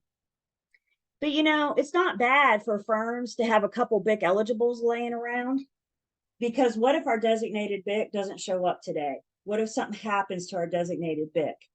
What if? The firm, the office can't operate without a designated BIC. So by having a couple BIC eligibles laying around, I could slide in until they find the new designated BIC. So we got a designated BIC under every roof. Questions on that? We're going to talk a little bit more about the BIC and the sole proprietor as we get into this section.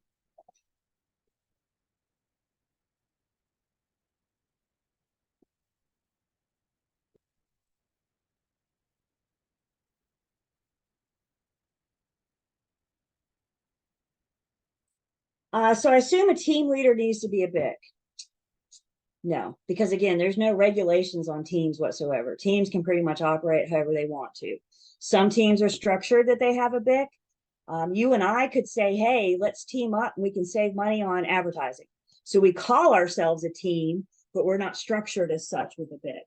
And that's what we're saying. There are no regulations on teams from the commission yet. Teams kind of one of those things, they kind of gain in popularity really fast. So now the commission, I mean, do we need to regulate it? Do we need to have some sort of standards down for teams, or can anybody call themselves a team? So it all depends on how the team is set up. There's another broker license you guys won't run into, but you might. A limited non-resident commercial broker. It's all in the name. You're doing a limited number of commercial transactions. You have an active license in another state, and you want to come into North Carolina to do a limited number of commercial transactions. They would apply to the real estate commission, get a separate license, pretty much get permission to come to North Carolina to do that limited number of commercial transactions. The limited non-resident commercial broker has to have somebody, let's say, sponsor them. They have to have an active licensee sponsor them. You don't have to be a BIC to sponsor an LNCB. You could be a full broker. You could be a PB and sponsor this, but they have to have somebody that they attach to that is making sure they're doing. By the way, there was a rule change about that this year. It used to be that these guys didn't have to do CE in North Carolina. This year they said, yeah, no, if you're going to do business here, even if it's a limited number, we're going to make you take CE. Makes sense to me, keeping them current on the North Carolina laws and rules. Note as well that your firm is licensed. The firm has a real estate license. They are a licensed body as well. All licensees, firm and individual, have to renew their license each year. We will talk about that. We won't see that until Tuesday, probably, but we will talk about that. How you renew, what you need to do each year, all that good stuff. Questions on the brokers?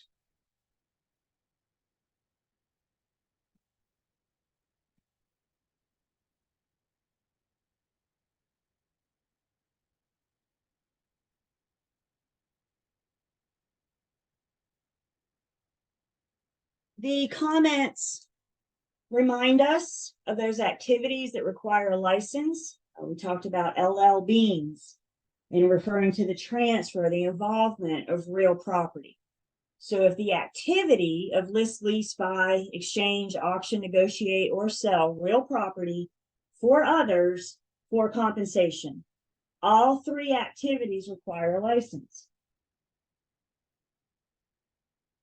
If you're doing it for yourself, if your name is on the deed for sale or for rent, do you need a license? No, that's how the for sale by owner does it. That's how the for rent by owner does it.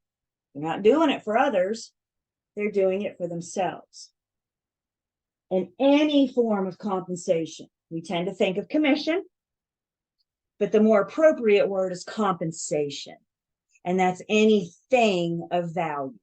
If I'm performing a LL Beans activity for you, and I'm getting anything of value in exchange for that, anything of value in exchange for that, then I need a license. If I'm working for you totally free, you're not even taking me out for breakfast, I don't need a license. Nothing of value. Don't do that, y'all, by the way. We work too hard to not get at least a breakfast out of it.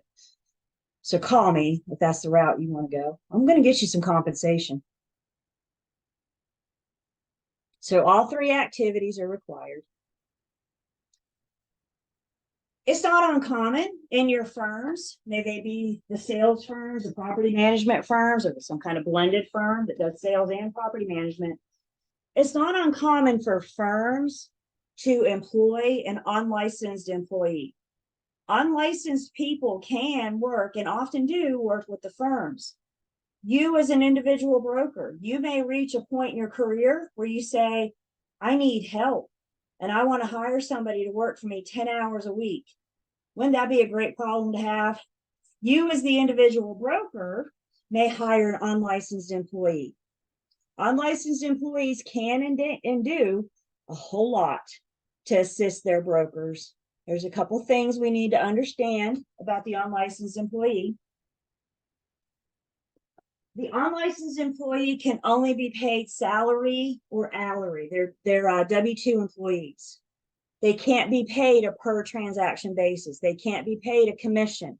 They can't be paid a referral or a bird finder's fee. If you hire somebody to work for you 10 hours a week, then you pay that person 10 hours a week every week, regardless if you had a closing that week or not. And when we do close, you pay them for the 10 hours. You can't give them any form of compensation for that closing. So the big difference in the unlicensed employee, the 1099 and the W-2 employees, is how they're paid. I'm going to go off PowerPoint for just a second. We're going to go look in the comments, because the comments gives us a nice handy dandy list of the unlicensed employees' permitted activities. It spells out for us what it is that the unlicensed employees can do. So again, we're in license law and commission rule, and we're looking at the comments. And if we come down to starting on page 2, over here on page 3, it tells us the things that an unlicensed salary employee may do. I think you guys should look at this list between now and next Thursday morning. Excuse me. Okay. So what can the unlicensed employee do? Well, they can receive, I'm going to make this big so we can see it. They can receive and forward phone calls, emails. They can put listings in MLS. The unlicensed employee can do data entry, as long as what they're putting in MLS, that information was handed to them by their employing broker. So I hand you a piece of paper and say, put this in MLS. It's data entry only. The unlicensed employee can get copies from the public records. They can do research. They can put signs in the yard, lock boxes, combo boxes on the property. They can order and supervise repairs, inspections. They can play courier. They can provide basic factual information about the property. If they answer the phone and somebody wants to know how many bedrooms is on 123 Main Street, the unlicensed employee can answer that. I think a good rule of thumb, if the public can find it online, then the unlicensed employee can answer that question. If it's not on Zillow, then the unlicensed employee needs to refer it to their employee broker. So they can answer the phone. They can answer questions, basic factual information about the property. They can schedule showings, both for sale and for rent. They can communicate. Again, they can be the middleman. They can be the one that's coordinating between attorneys and inspectors and lenders and all the people involved in the transaction. The unlicensed employee can show properties for rent. They cannot show properties for sale. Did everybody hear me? They can show properties for rent. They can assist the property manager. Anybody ever rent an apartment at one of those large apartment complexes? And there's a good chance somebody put you in the golf cart and drove you around in the golf cart. There's a good chance that person that drove you around is an unlicensed employee. And they can, because they work for the rental side, the property management side of it. You cannot show properties for sale. That does include performing an open house for your listing agent. They can type offers, contracts, leases. They can fill in the blanks of the pre-printed forms, as long as The information they're putting in was provided to them by their employing broker. Again, I hand you a piece of paper and say, these are the terms of the offer. Fill in the blanks. It's data entry only. The unlicensed employee can manage and maintain the trust account. I got a whole section dedicated to the trust account. We're going to talk about that. They can assist the licensee in getting documents together for closing. And then they can calculate and compute commission, how the agents get paid under the firm's direction. So again, when you're ready to bring on your unlicensed employee, I recommend revisiting license law and commission rule. I think you're a little ways down the road, but when you get there, I recommend refreshing license law and commission rule. Understand this, you guys. The employee broker is responsible for the unlicensed employee. The real estate commission can only regulate licensees. So if your unlicensed employee messes up, they can't do anything to them. So who are they coming after? You. So it's up to you, the employing broker, to make sure that your unlicensed employee is doing what they should or should not, may or may not be doing. Again, this is page 3 of the comments. Questions? Do you have to be a BIC to have an employee? No. You could be a PB and have an unlicensed employee. Yeah.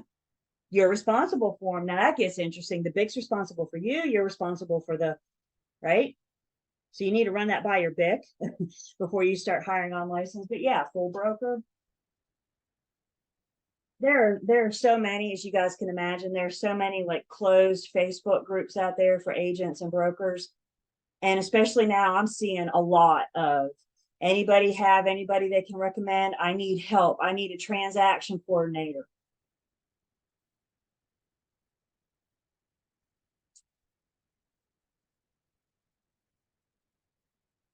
It's a good sign. It's a good sign. We get interns that come in the office every summer. Right, agents' kids. They're home for college. What can they do? Oh, we got them. We got plenty for them to do. Love our interns. Questions?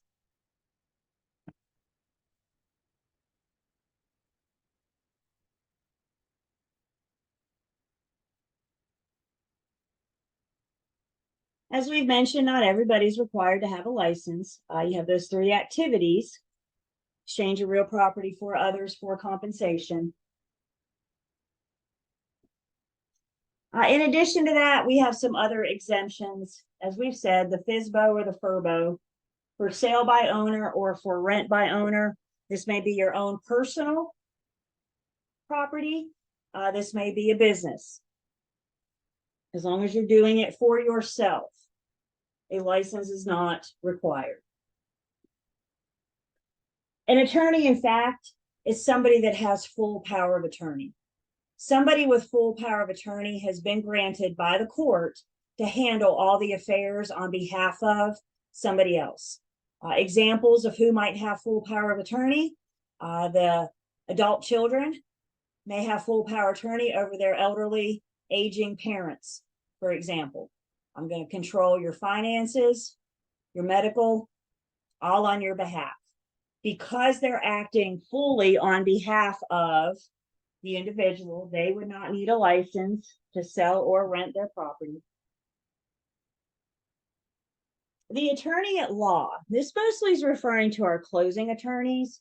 Closing attorneys are active members of the North Carolina Bar Association. Closing attorneys only need to be active members of the North Carolina Bar Association. Closing attorneys do not need a real estate license to conduct closings. Now, if that attorney wants to help his buddy buy a house on the side on the weekends, now they got to get a license. Now they're involved in that general brokerage activity. Anybody acting under a court order, so we mentioned the POA, the power of attorney. This could also be like an executor of a will, a guardian, somebody that's been appointed as a guardian. The trustee, the third party in North Carolina that's handling the deed of trust on behalf of the lender, again, that's an attorney, the trustee. They do not need to to get a license to handle the affairs on behalf of the lender. Just be an active member of the North Carolina Bar Association. And then any employee of the housing authority that's managing properties owned by the housing authority. As long as the corporation, the LLC, whatever owns the property, those employees do not need to have a license. So there are some exceptions.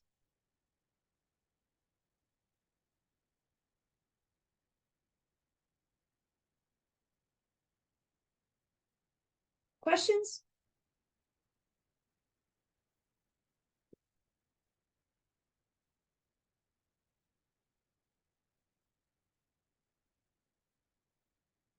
Actually, I got a question for you guys. So why don't you set your chats to private? Difference in attorney in fact, the attorney in fact is the power of attorney. So I have power of attorney over my parents, for example, my parent, for example.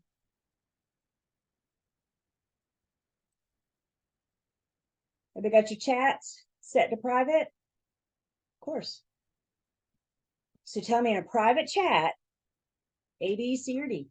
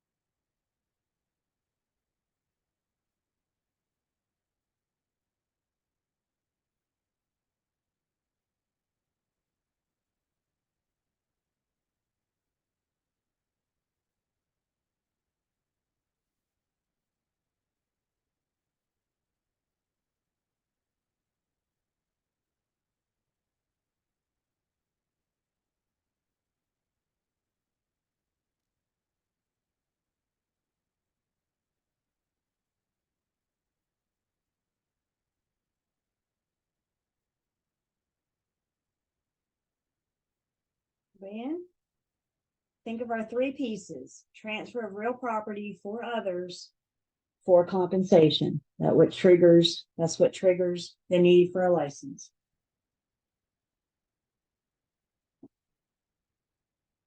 Everybody in? So which one of these is going to trigger that? The corporation is buying the property for them to renovate, for them to sell. They're doing it for themselves. I'm going to do away with this for a second. Is $500 gift card something of value? Heck yeah. Where's it to? I don't care. $500 gift card is worth about $500, something of value.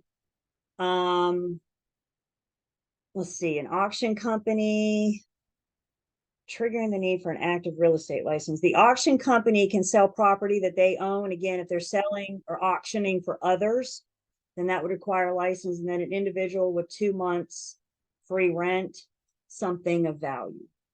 I know C, I'm actually looking at C. I may rephrase this question, so I apologize for any confusion. I hear what you're saying, but specifically the auction company, anybody can buy property and do something with it for themselves. So now if the auction company is doing it for somebody else, then a license is required. So let me make a note to fix this. With that in mind, any questions on this?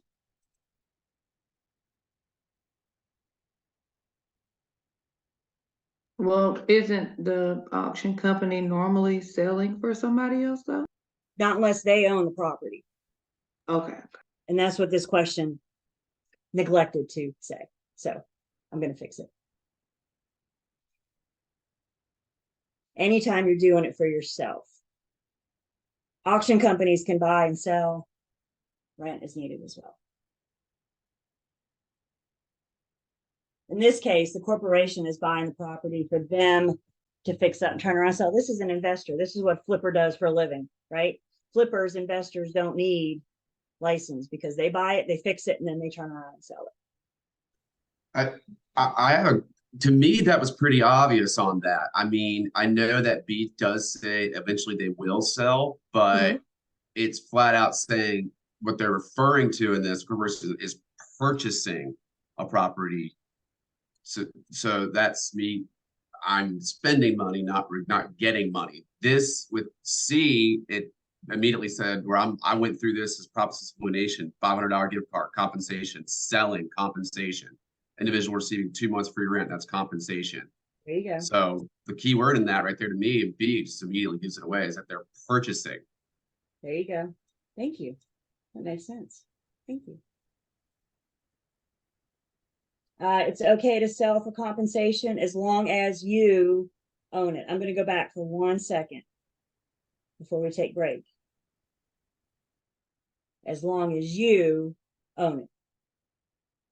Soon as you start doing it for somebody not on the deed, that's the key. Are you on the deed? If so, you don't need a license. If you're on the deed with 20 other people, you're still on the deed. Does that make sense? So if your name or spouse is on the deed, and that's where, thank you, Graham, for sharing that. Something about that still doesn't set right. So again, I got a note to fix that. But as long as we get the big picture, and again, the big picture is the transfer of real property for others. That's the key, you guys. Are you doing it for yourself? Are you doing it for others? Are you doing it for free? Are you doing it for some form of compensation? When you guys hear that word compensation, think something of value. It's not just about money.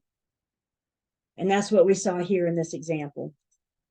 2 months free rent, $500 gift card. I think we can all agree that's something of value. Take me out to lunch today. That's something of value if you're hungry. You with me? Compensation. Okay. Let's take a break. We come back. We have danced all around the North Carolina Real Estate Commission. We get back, we're going to officially introduce you to our commissioners. So let's take 10.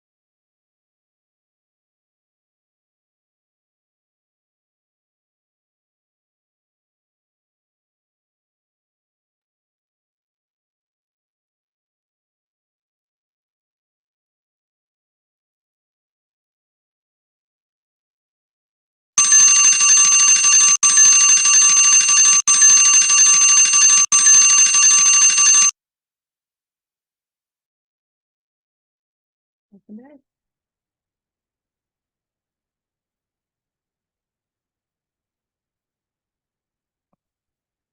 I'm going to take attendance. If you didn't get the email from Lane, shoot me or her an email or message. Don't put it in chat. I'm not going to see it later. So if you didn't get the email from Lane, she has sent it. If you didn't get it, check your spam. Thank you for telling me you're back. But shoot one of us an email or a text. Please don't put it in chat. I'm not going to see it. I fear. Okay. Let's meet your soon-to-be North Carolina Real Estate Commission. Who remembers their main purpose? Protect the public.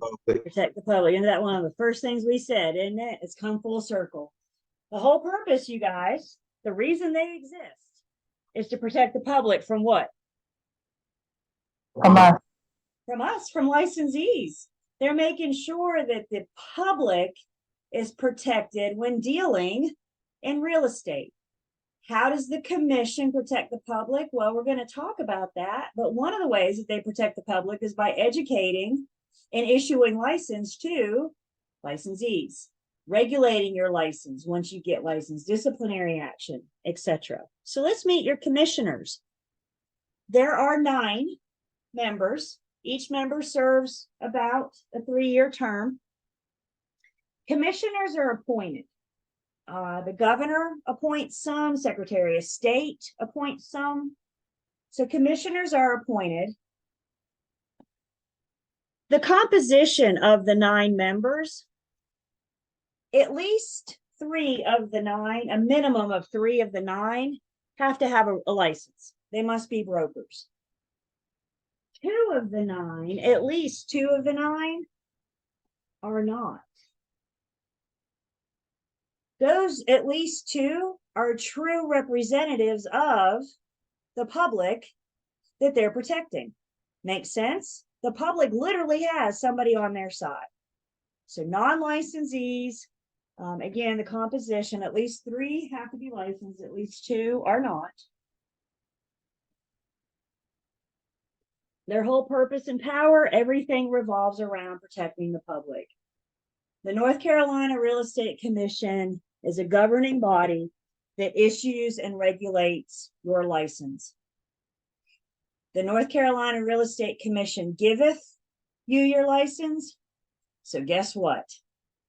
The North Carolina Real Estate Commission can taketh it away. They can suspend it, they can revoke it, they can discipline it. They regulate your license.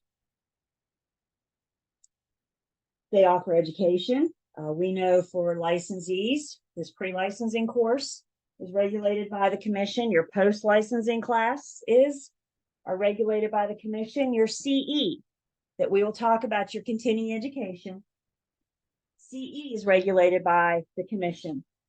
Pre, post, and CE is all they offer. All other training comes from either your firm, your local board of realtors, North Carolina Association of Realtors, National Association of Realtors, or other avenues that you can go find that training. So the commission only offers us pre-licensing, post-licensing, and continuing education. Failure to follow license law and commission rule could result in disciplinary action. Again, maybe they slap you on the wrist and say, don't do this again. Maybe they make you come back and take another class on agency. Maybe they suspend your license. Maybe they revoke it. If they revoke it, they just flat out take it back. You know you've messed up when they take it back. No, let me rephrase, you got caught and messed up and got caught when they take it back. The commission also has the power to make reasonable bylaws, rules, and regulations. Commission rule is from the North Carolina Real Estate Commission. License law is state. It's a general statute. It's a state law. Commission rule is specifically from the North Carolina Real Estate Commission. Commission rules have to be approved by the state. So the two work hand in hand. And always remember, you guys, the commission's not going to get involved with matters of money. So they're not going to regulate, they're not going to tell firms how much commission to pay you. They're not going to tell firms how much to pay with salaries on licensed employees. They're not going to regulate fees. I think a good rule of thumb is the commission doesn't get involved in commission. Commission doesn't get involved much at all in money. There's only one time I can think of that the real estate commission can fine a licensee. Anybody remember what that one time is? Timeshare. That's right. The timeshare developer is the only licensee that can be fined by the commission. The injured party can hire an attorney and the court can fine you, but you're not getting fined by the commission.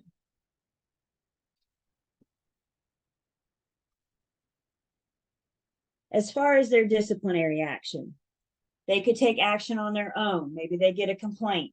If you go to the Real Estate Commission's website, there's a button near the bottom that says file a complaint. They make it super easy for consumers to file a complaint on the homepage. Now, just because somebody clicks on that button doesn't mean that you're going to get disciplinary action.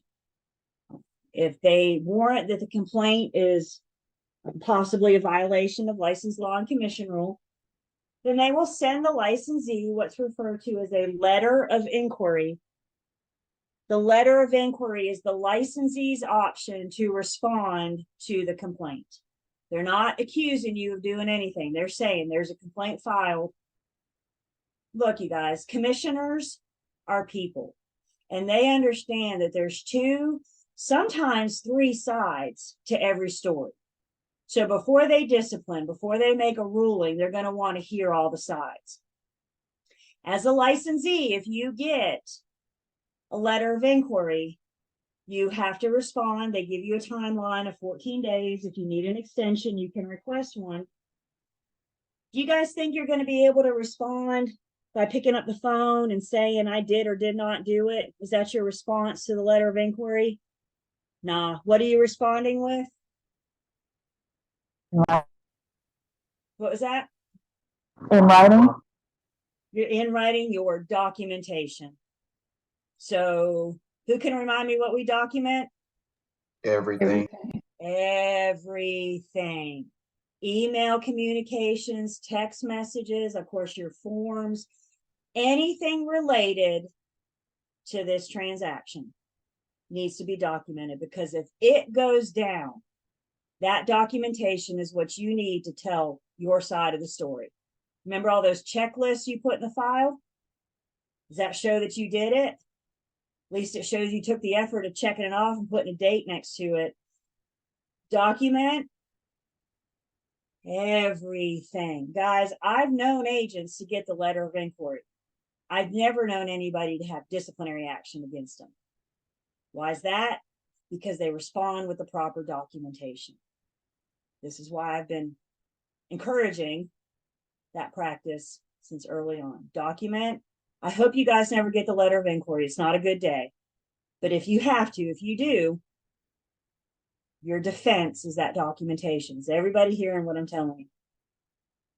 We live in a litigious society, you guys. People are suing at the drop of a hat. Yes, people are complaining at the drop of a hat. Protect yourselves. Once you respond to the letter of inquiry, the commission may request more information. They may also invite you down to Raleigh to a hearing to stand in front of the 9 commissioners and state your case, tell your side of the story. At any time through this process, from the time you get the letter of inquiry to the results, a licensee is always welcome to bring their own representation. So if you get called to Raleigh for a hearing, it is highly recommended that you go to Raleigh with an attorney. Licensees are always welcome.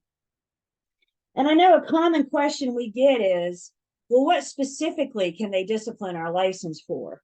Well, that is spelled under license law 93A-6, and it specifically lists the activities. This is the other thing I have for you guys in the Julie folder and the online learning system.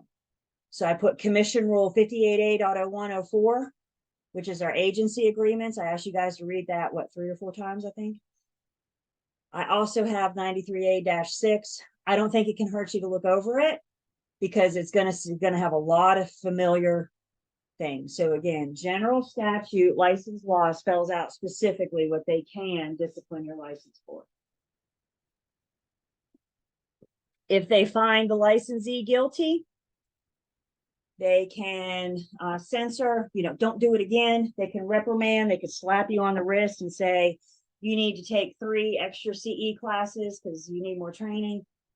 They can suspend your license. A suspension is a temporary withdrawal. Maybe it's 3 months, 6 months. I've seen 2 years. Or they can flat out revoke your license. If they're revoking it, they're taking it back. They pretended like it never existed. Licensees also have the option to surrender their license. So if you get the letter of inquiry and you go, ruh-roh, you have the option to surrender your license and not go through that process. Keep in mind, you guys, once you get your license, you're going to be held to a higher standard, even when you are working on for yourself. So when you're selling for yourself, leasing or buying for yourself, you are now, even though you own or you're involved, you're now a licensee working directly with the public. So once you're licensed, you're held to a higher standard because now they know that you know. An injunction, they could issue an injunction. An injunction is a legal stop. If the commission or the court put an injunction on you, you're not engaging in real estate brokerage activities until this matter has been resolved. So they could put a legal stop. They could say, don't you use your license. And then anything could be prosecuted in a court of law. The attorney could push it down to the commission. The commission could push it up to the law. Remember, the commission regulates your license. The court is the one that could fine you. Every single disciplinary action is handled on a case-by-case basis. So I can't give you a straight line across the board. This is what happens if you do this. They take all things into consideration when determining if disciplinary action is necessary. So it's always a case-by-case. And honestly, I think bottom line, it comes down to how badly did you harm their public? Questions about our commissioners?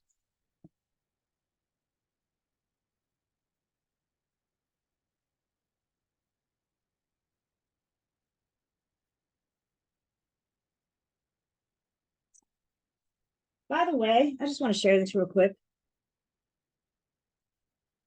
The real estate commission, the commissioners meet once a month. And they actually, on their website, ncrec.gov, they actually post, should be on the homepage right here, but they just had a meeting last week.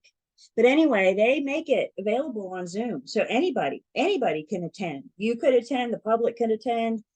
Sometimes they are doing it in person now, but they still offer it via Zoom. So as you get more involved and you want to know what the commission's doing, stay in tune to the website. Like I said, the last commission meeting was last week, which is why they don't have anything on the webpage now. But as we get closer to the next meeting, then you can check this out and they'll have it available. It's usually right in here somewhere. And they'll have that available so you can sit in and see what's up. Questions on the commission?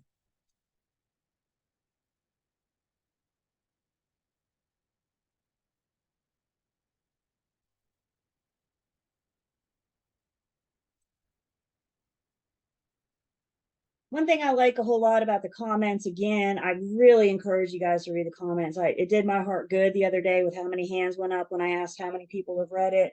If you've read it, read it again before Thursday. If you haven't read it, please do. The comments teach us new stuff, but the comments are also good for refreshing things that we've already talked about. So what a great time. This serves as a great review. If I'm talking about something, for example, in Unit 7, and then I'm talking about it again in License Law and Commission Rule, what should that tell you? Kind of important. Yeah. Okay, good. So What do we talk about next in comments? Anybody remember? Our material facts. Things that are considered material facts are facts about the property itself. What would be an example of a material fact about the property itself? Something of substance that you think somebody should know about.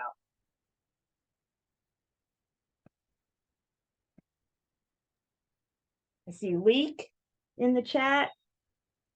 Water's not good for properties. It doesn't just leak. It can cause mold and mildew. Unpermitted space, stucco, if you got that synthetic stucco. Plumbing issues, roof issues, asbestos. Anything that negatively affects property. Now, if my ceiling fan blade is a little wonky and it rolls back and forth when it's on, would y'all consider that material? Would that make or break the deal for you? I'm not buying this house with that wonky blade. You guys see what I'm saying? There's problems in the home. Yes, there are. Not every problem is material. And that's what we need to differentiate between. If you get up there with a screwdriver and you can fix that blade, I wouldn't consider that material. If you do, then you would disclose it. Another thing that's considered a material fact, anything relating directly to the property. It's not on the property, but it's near the property. What do we think of when we think of material facts that are related directly to the property? Highways, my goodness, DOT is going nuts, aren't they? We got highways and road widening projects and belt loops and all sorts of stuff, yes? If you're going to buy a house and it's proposed that they're going to widen the road from 2 lanes to 3 lane within the next year and a half, would you consider that material? Yeah, that's important to know. Absolutely.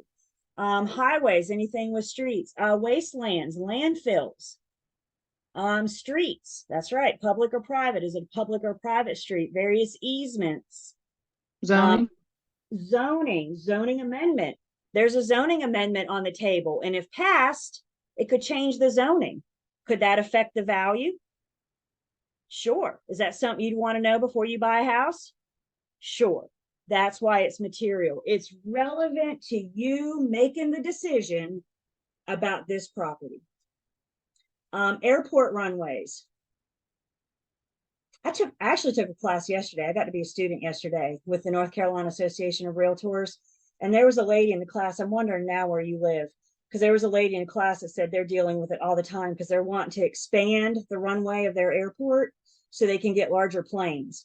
So not only do they have to take property to expand the runway, but now we're going to deal with noise because we got bigger planes flying overhead.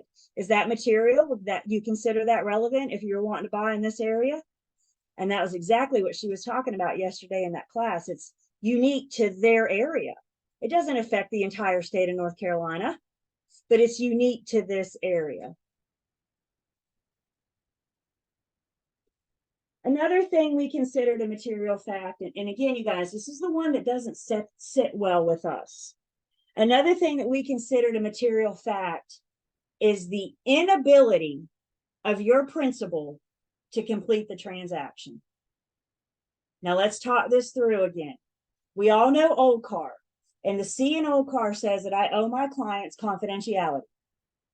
And now I'm telling you it's a material fact. We have to disclose if your principal can't complete the transaction. That's kind of the exception to the confidentiality rule. And the reason for that is because it affects the other side. So let's say you're working with the buyer, you're the buyer's agent, we go under contract, and then you find out your buyer's not going to get loan approval. Is that important to the seller? Yeah, because without loan approval, can you buy their house? Can you carry through with the terms of the contract? So your principal is unable to complete the transaction. That's a material fact that we have to tell the other side. What if you're the listing agent and we go under contract and your seller gets the foreclosure notice? Is that important to the buyer? Absolutely. It may not be the seller's to sell. So anything that could affect the transaction, And then the fourth material fact that we talked about, one of my super simple philosophies, if it's important to my client, then it's important to me. So once they share something of specific importance to me, then it becomes a material fact. And what I mean by that is I now have a duty to make sure that their specific importance is satisfied. Never look at a client and say, oh, you don't have to worry about that. If they're mentioning it to you, it's important to them, thus it becomes important to you. I had buyers once, you can't make this stuff up. She said, I need a big dining room. She said, my dining room table has service for 10, 4 on each side, 2 on the end. I have a large credenza and a large china cabinet. She said, I don't take my leaf out. I leave service at 10 set up all year round.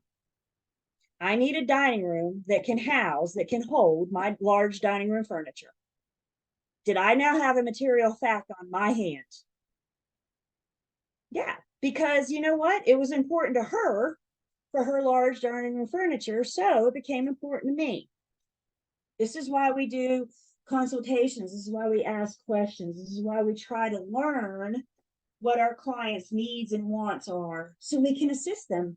That's why they hired us. Now, I don't know about you guys, but my mind reading skills are weak. So if they don't tell me, I can't help them. And then we talked about things that are not material facts, specifically 2 things. Who remembers those 2, one of those 2 things? Stigmatized. Stigmatized properties. That's right. The haunted house on the block. Stigmatized property, the site of some kind of criminal conviction, death, suicide, murder. It's not a material fact, which means I don't have to volunteer the information, but I never ever have a golden ticket to lie. So if I am asked, did anybody ever die in this? And you will be asked. You don't have to show many houses to be asked. Did anybody ever die in this house? If you know, you can't lie. If you're asked, do I have to volunteer the information? No, but if directly asked. The other thing, what was the second thing not considered a material fact? And I see it in the chat here as well. The sex offender. Sex offender. The presence of nearby convicted sex offenders. That word convicted, guys, says that they've been caught. The gavels come down and they've been issued a decree from the court. As we talked about, sex offenders, convicted sex offenders are required to list their address on the sex offender registry website. When it comes to that, I'm a big fan of being the source of the source. Have your buyers and tenants go to the North Carolina Sex Offender Registry website and do their research. Everybody's got different tolerance levels. I can't tell my buyer what their tolerance level is, so let them do their own research.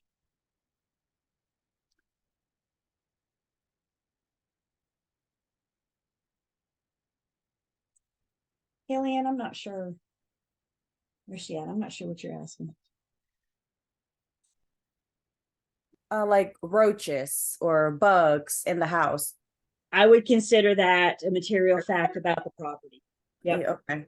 And I'm not a pest expert, right? So if I walk in the house and see droppings, I'm not going to diagnose it. I'm not going to tell you what it's from or what caused it, but I know what droppings look like. And I know it was from some kind of unwanted pest. So I'm going to say, hey, look.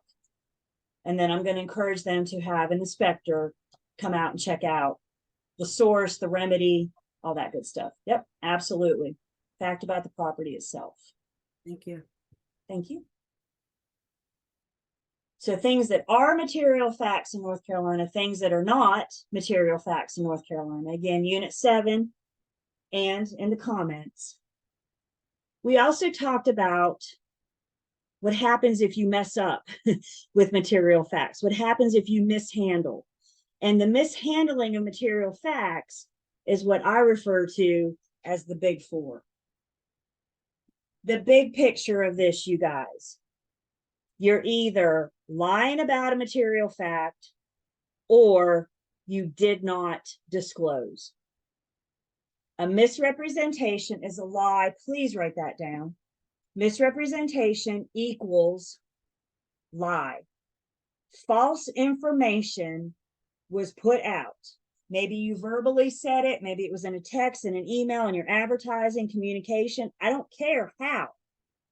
The point is that somehow you put false information out. You lied about the property, the surroundings.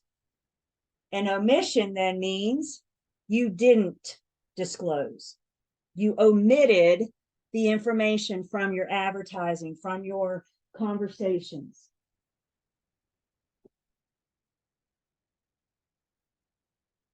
The commission, if this goes down, and guys, I'm seeing material facts and disciplinary actions like crazy lately. Once the commission gets one of these complaints, they're first going to determine, did the agent lie about a material fact? Or did the agent just not disclose? Did they omit it?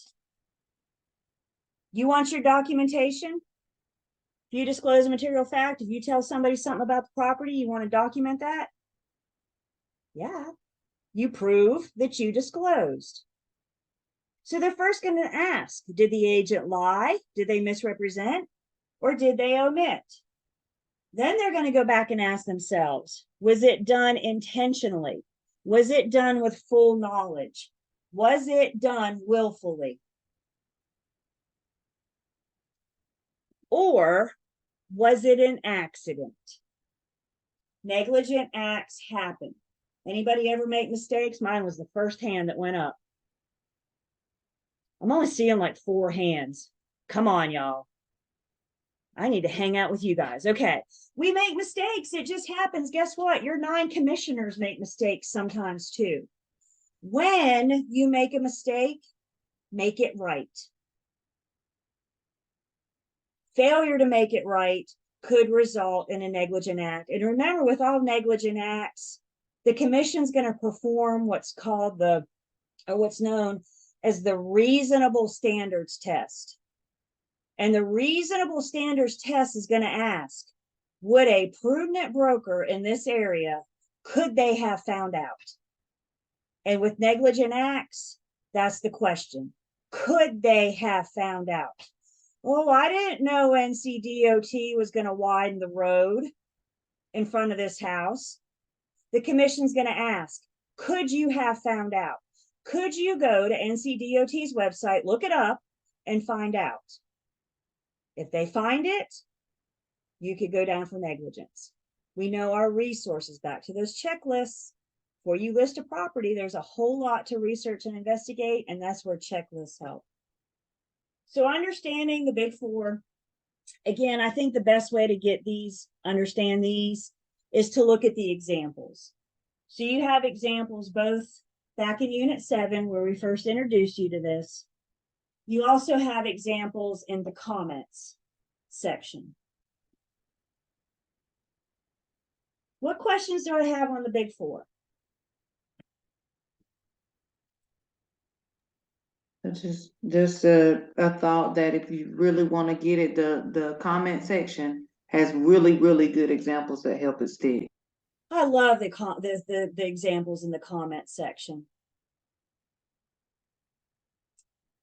It's called reasonable standards test. That's what they ask themselves. Would a reasonable broker in this area, because if something's going down in Wilmington, would it be reasonable for me to know that? I'm in Winston. I'm in the Triad. Would that be reasonable for me to know about something in Wilmington? Not really. Now, guess what? If I want to help a buyer or a seller in Wilmington, aren't I now responsible to learning what's going on in Wilmington? Because I agreed to work that market. Could you have reasonably found out about Wilmington? Yes. And that's what they're going to ask themselves. I'm telling you guys, if they can go to Google and find it themselves, then guess what? They're going to say you could have too. Do your research.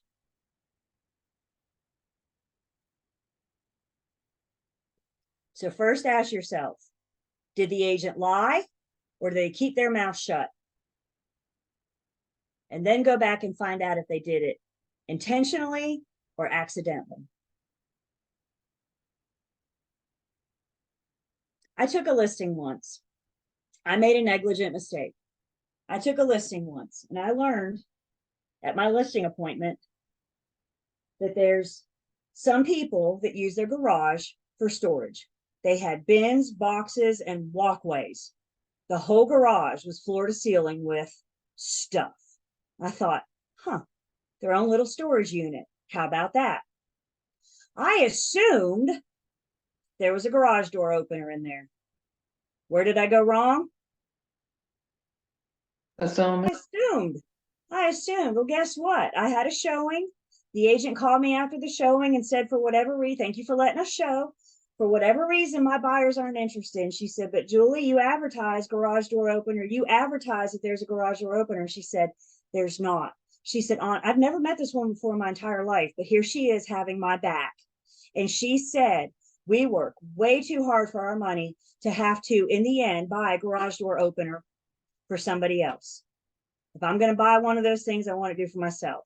So I hightailed it. I said, oh my God, thank you so much for calling. Hightailed it over to my listing. Said, I got to see this garage again. I got to put my eyes on the fact that there's no garage door opener. Guess what? When they bought that house, they bought it as a foreclosure. And the people that moved out took everything with them, including the garage door opener. They never had one, I assumed.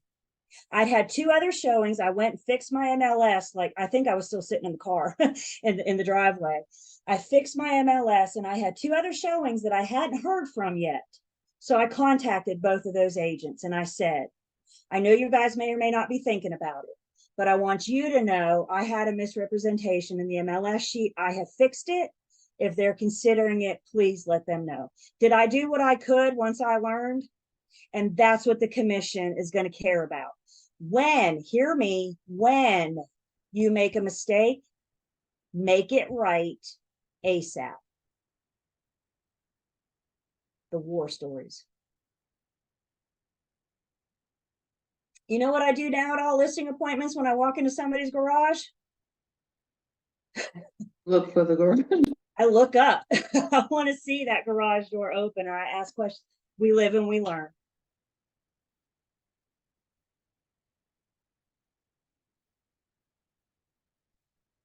After we talk about the prohibited acts, in the comments, we were introduced to this in Unit 7, but now that we're in the comments, we're going to specifically get into some other prohibited acts. So understand the big 4 are solely about material facts. But guess what? We have other prohibited acts under our license law. Another prohibited act. I cannot make false promises. If I'm going to tell a consumer that I'm going to do something, then guess what? I better do it. We're not trying to bait and switch. We're not trying to lure people in by misleading them. If you make a false promise to a consumer, you could face disciplinary action.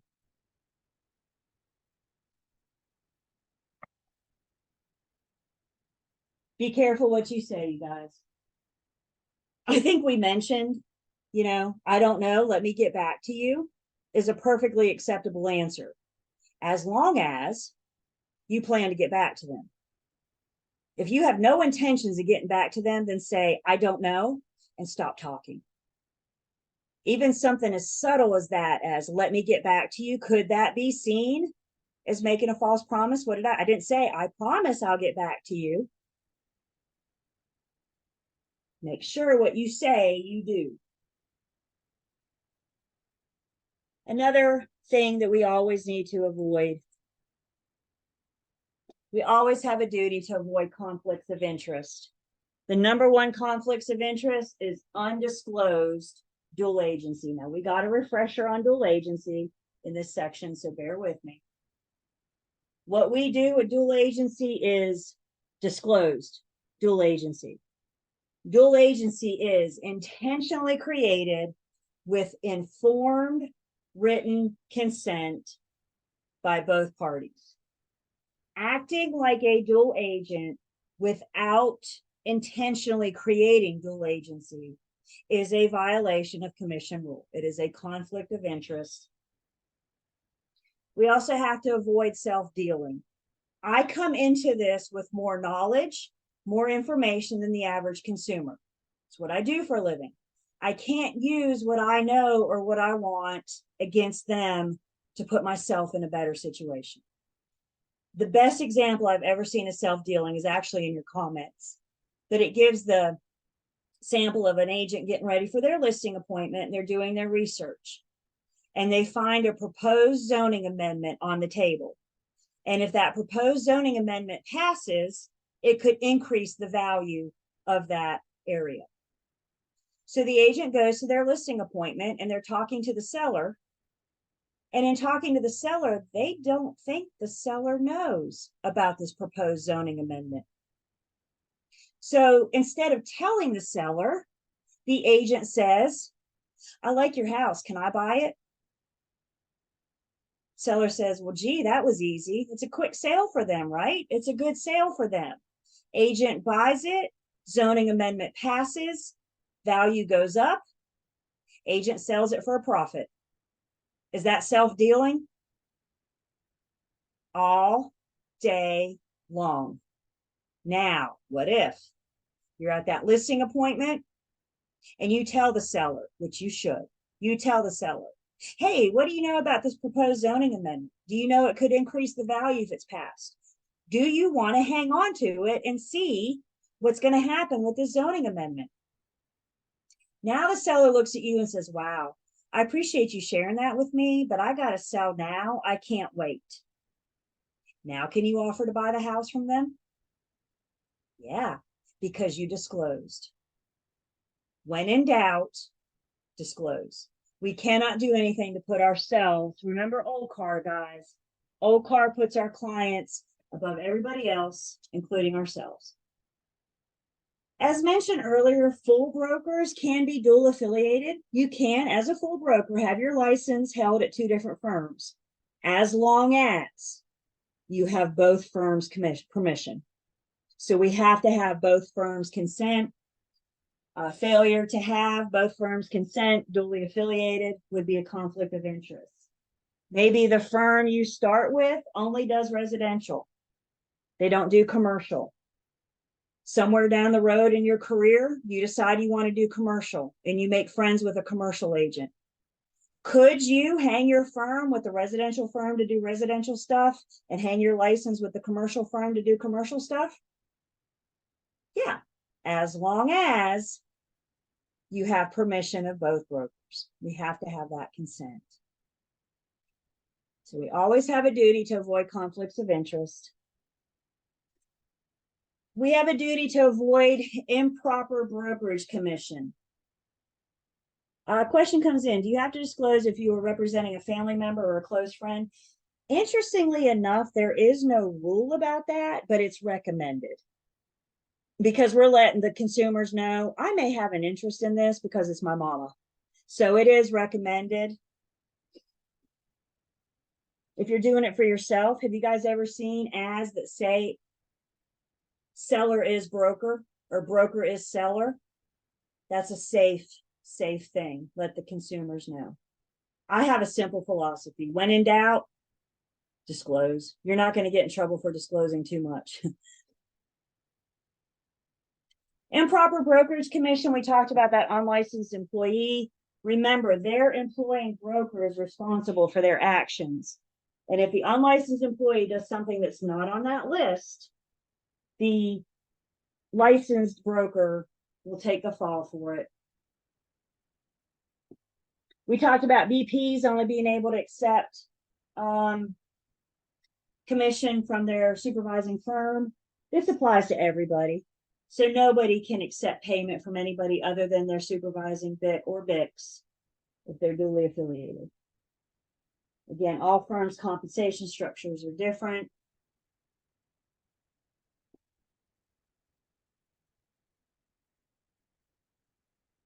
You know, if the seller says, wow, I appreciate this. You did a really good job for me, and I want to thank you with a bonus. So I just looked up and saw Jennifer. So Jennifer, as my listing agent, let me hand you a check with a $500 bonus made out to you. Can you take that from my hand? No. What's Jennifer going to have to do? Run it through the firm. Is the firm going to give her the whole $500? Are they going to keep their cut? It's up to the firm's policy. It's got to run through the firm.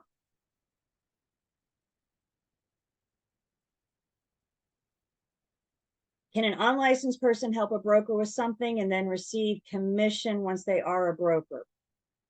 Yeah, once you're licensed, you better keep good records. Remember 3 months ago when you said you'd pay me? Well, I got my license now. Once you're licensed, you can receive active. You can receive compensation. Yep. Retroactive. I like it. We have a duty to avoid acting unworthy or incompetent. Does some of this stuff just make sense to you guys? We got to act like we know what we're doing. We got to act competent. Failure to properly fill in the blanks of the pre-printed forms would be seen as acting unworthy and incompetent. We have resources, you guys. We've talked about many of our forms come with guidelines to complete. You have your real estate manual, that big purple book I showed you a little bit ago. You have your BIC. You have brokers in your office that can help. The North Carolina Association of Realtors, here's a fun fact. Once you're a member, they have a daggum legal hotline. You can actually, through a member of NCAR, reach out to, call or email an attorney. You have the resources. When in doubt, find out. Another super simple philosophy.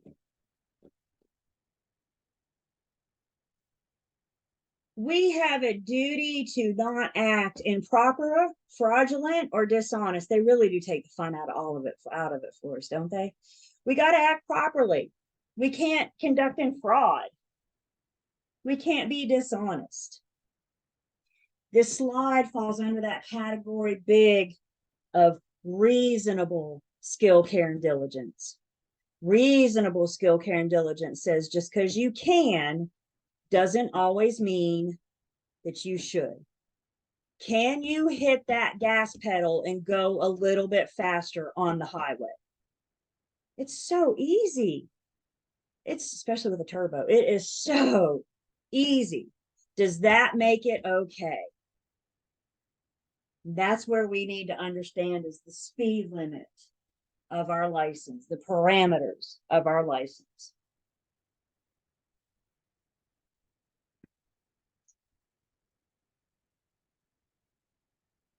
We have to avoid any discriminatory practices. Federal and state fair housing gives us a specific list of those that we cannot discriminate against.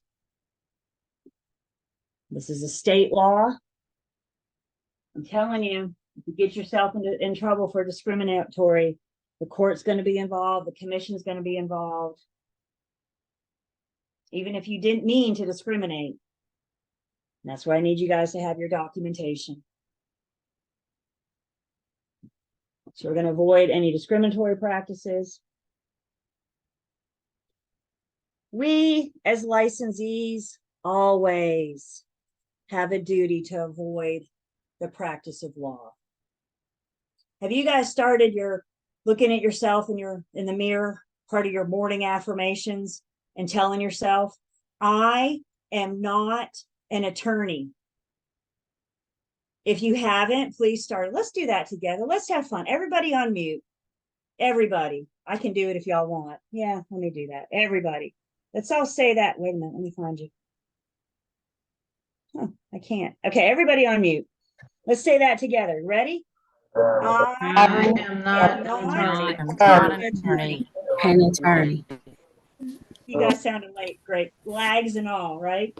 All right, mute back up. Background noises. It's so important that you guys not practice legal services. I can't draft legally binding documents. I use pre-printed forms made available to me. I can't tell buyers how to take title. If you're working with an unmarried couple, and they say, I wonder how I should take title. Y'all don't whip out your pre-licensing book and explain Tennessee in common and Tennessee, joint Tennessee to them. It's not my job to legally tell somebody how to take title. When your unmarried buyers want to know how to take title, we got to get them to the attorney for the attorney to explain it to them. I can't offer opinion on title, title search, title opinion. That's the attorney's job. The only thing I'm allowed to do is fill in the blanks of the pre-printed forms. Another prohibited act. Just don't break the rules. Just don't. That's why they provide commission rules. That's why they give that to you guys. We have introduced you to commission rules scattered all throughout the class. I haven't introduced you to all of them. Again, we're just scratching surfaces. But it's important that you guys are familiar with them, that you know where to reference them. Again, we got our real estate manual. Once you're done with the online learning system, you can always find the current license law and commission rule. It's on the home page of the Real Estate Commission's website. It's on many pages of the Real Estate Commission's website. They're not trying to hide. When in doubt, find out. So any violation of commission rule may result in disciplinary action. And then they also have this last category of other things that we need to avoid. Y'all don't lie on your application to get your license. You know what happens if they find out? I don't know how they find out, but you know what happens if they find out? They're going to revoke your license. They're going to be like, we handed you this license fraudulently. There was a case, it's probably been 4 or 5 years ago now.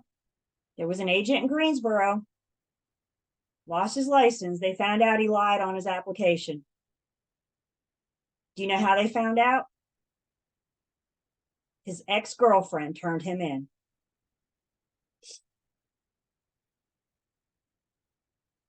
Those exes know stuff, y'all. Be careful. I don't care how they found out. They got a report, they investigated, they found a lie on his application, and he lost his license. Once you're licensed, we all know you have to do a background check to get your license. Once you're licensed, though, if you get yourself in trouble, if you get convicted of a misdemeanor or a felony, you have a duty to report that to the Real Estate Commission. What are they going to do to you? I don't know. You just have a duty to report it. We're going to talk a little bit more about that in the 4th bullet point. But if you've been disciplined, how many of you have another professional license? I'm not talking about your driver's license. How many of you have another professional, CPA, CNA, cosmetology? What else is out there? Another professional license. Should you get yourself in trouble with that other professional license, you've got to report it to the North Carolina Real Estate Commission. Again, what are they going to do to you? I don't know. Specifically, commission rule says that we have a duty to report it within 60 days of the conviction. This is what I do know. I can't tell you if they're going to discipline you for being convicted of a misdemeanor or felony or getting yourself in trouble with your other professional license. What I can tell you is if you fail to report the conviction within 60 days, you have violated a commission rule and you will face the consequences for that. So failure to report it. I don't know what kind of household you guys grew up in, but in my house, it was just better to tell mama up front instead of letting mama find out on her own. Anybody else? Think of the commission as mama. It's better to be up front and tell them about it than let them find out. They will issue disciplinary action. And then, as mentioned, any wrongdoings, the employing broker is responsible for the unlicensed employee. So again, they give us a whole laundry list of things that we can't do. Again, I hope a lot of these things made sense. I hope you guys do not sit and go, what? I can't lie. No, we can never lie. All of these that we just talked about in the comments also come with some good examples. So again, if you haven't spent time with the comments yet, please do. Questions? Miss Julie, it's not a question. I was looking into the Julie folder where the section where it says for the end of class exam, some of them you can't download it. Oh, I don't know. so that may be something with your computer. So just reach out. If you can't get the whole thing, just reach out to me outside of class and I can download it and Okay. reply to your email. I know sometimes computer settings. So if you ever have a problem getting anything from the online learning system, just shoot me an email and I can get it to you. All right. We're all on different devices, so that makes it a little challenging. Thank you. Mhm.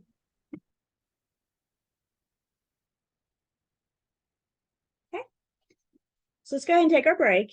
When we come back, we're going to do a refresher on agency agreements, working with real estate agent, dual agency. What a great opportunity to refresh and emphasize the importance of this stuff that we're seeing it twice. So let's take 10.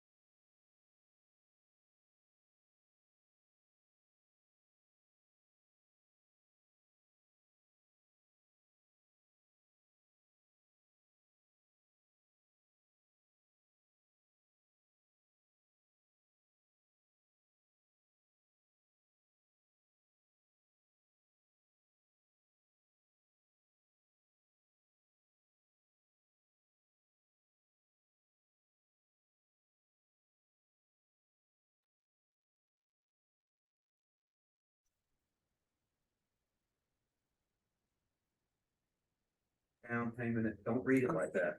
What happens when you sell a house and the down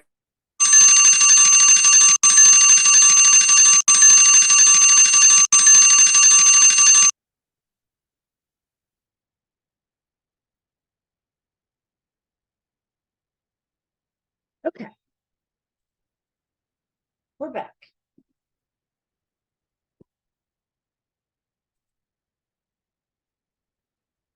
So I am taking attendance.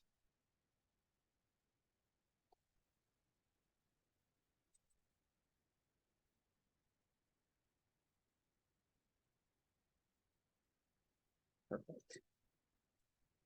One less thing I have to worry about. Take it off my list. I love checking stuff off my list. Nothing's more satisfying than crumpled up a fully checked off piece of paper and throwing it into the wastebasket. That's what it's about. Recycle bin. Okay. All right, we are back.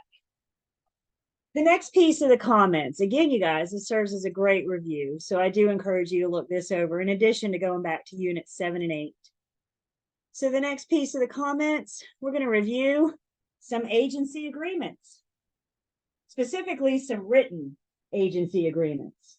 Understand, written agency agreements must be signed by all parties. Now, agency agreements can start to differ a bit. When you're working with sellers or lessors, the agency agreement must be in writing from the inception. I cannot perform a single service for the owner of a property without having a written agency agreement. Buyers and tenants may be oral at first, but eventually need to be put in writing. So let's refresh that. I need you guys to set your chats, private chats, and remind me in a private chat, under an oral agency agreement with a buyer, what do I owe that buyer? Under an oral agency agreement with a buyer, what do I owe that buyer?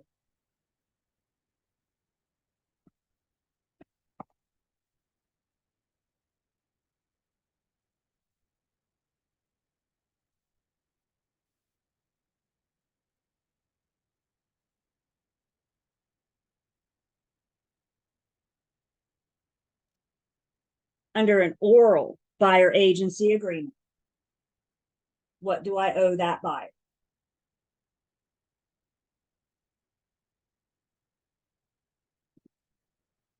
Remember our trick. Under an oral buyer agency agreement, take your two fingers, close your left hand, two fingers, close your left eye, and use those fingers and cover up the word oral. Pretend for just a second that the word oral doesn't exist. What kind of relationship am I in? Buyer agency. Thank you. And under buyer agency, what do I owe this buyer? Old car. We are in an agency agreement. We just haven't put it in writing yet. Under an oral buyer agency agreement, what does the buyer owe me?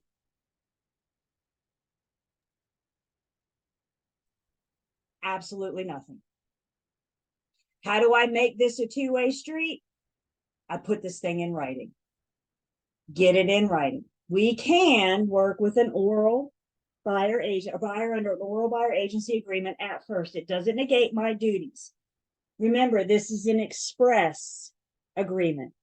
Express meaning that the terms have been clearly stated. I just can't start acting like a buyer agent without explaining what that means. Is there ever a situation that we don't owe someone old car? That situation is when we're working with the customer. The customer didn't hire me. They didn't enter into any kind of agency agreement with me. And what do we owe the customer? Let's do it. honesty, fairness, fairness, and disclosure of material facts. and the disclosure of material facts. The client gets Old Car because they entered into an agency agreement with me. Everybody else is the customer that gets honesty, fairness, and the disclosure of material facts. Under an oral buyer agency agreement, I cannot demand exclusivity. Demanding exclusivity, we tell the buyer, how many firms can you date? Just one. You're exclusive to me. If you demand exclusivity, we got to put this thing in writing. Under an oral buyer agency agreement, I can't specify our time together. I can't say you and I are going to work together for 2 weeks or 2 months under an oral agreement. If I'm going to specify our time together, I got to get it in writing. All oral buyer agency agreements must be in writing no later than the time I am ready to present an offer on behalf of that buyer. I cannot present an offer. By presenting an offer, I mean taking that offer to the seller or the listing agent. I cannot do that on behalf of somebody under an oral agreement. It's the latest point that we have to get that in writing. Is this a good refresher? This is why I like doing this section last. A lot of this stuff we've already talked about. We're just bringing it home. We mentioned earlier today when we logged on that all of our written agency agreement has 4 musts. We know that it must contain the non-discrimination clause. I or the firm will not discriminate based on any of the members of the protected class. Another must. It needs to be signed by all parties. The client, may that be the seller or the buyer or the owner in the property management. The individual broker signs on behalf of the firm. The firm is an entity. They need a being to physically sign. Remember, you guys, your affiliation with your firm is one of a general agent, which means you have some power, you have some ability.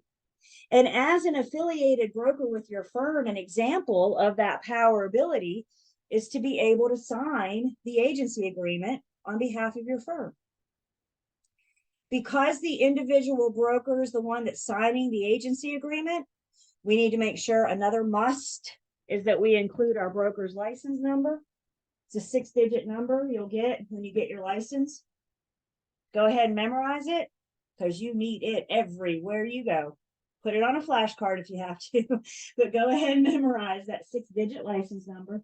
If you sign it, you got to put your license number on it.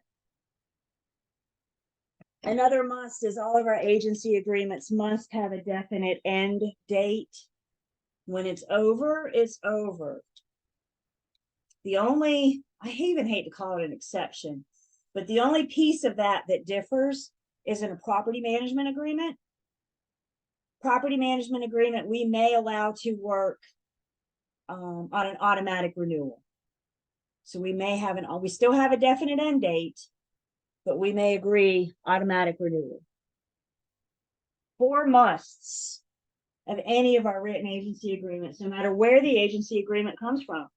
Is the North Carolina Association of Realtors creating it, or you have an attorney creating an agency agreement, or your firm having an attorney create an agency agreement? It must include the musts. So let's go back to that oral buyer. You've been working with this buyer for a couple weeks, couple months. You've been working with them under an oral buyer agency agreement. You've been out there giving them Old Car. And now they finally find the one. And they say, this is it. I want to write it up. So you're going to help them write the offer. You're going to help them fill in the blanks. How much do you want to offer? What do you want for due diligence, earnest money? We're going to help them discuss this with them. Now we're ready. We've completed the offer. We've had our buyer sign it. The last thing I have to do is present it. Take it to the seller.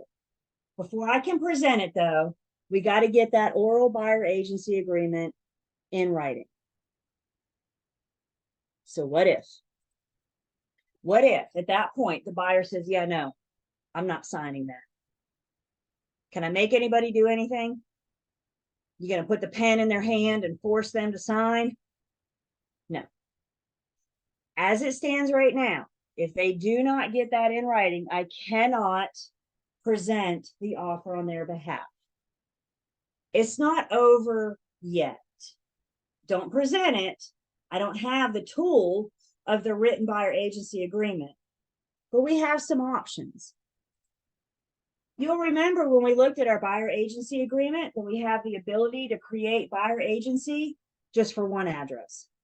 So I can create a written buyer agency agreement just for 123 Main Street. So I can present this offer on your behalf. If it works out, I'll represent you. If not, we're still under oral buyer agency. I can take you out tomorrow and show you other properties. This may make a hesitant buyer more apt to sign. The other option, the less preferred option, this is like last ditch effort, is to switch that buyer from a client to a customer. Remember, seller sub-agency, you are working with a buyer customer. Under seller sub-agency, what side of the line are you hanging out on? You're hanging out with the seller. Before you make that switch, first off, we have to get the seller and the listing firm's permission.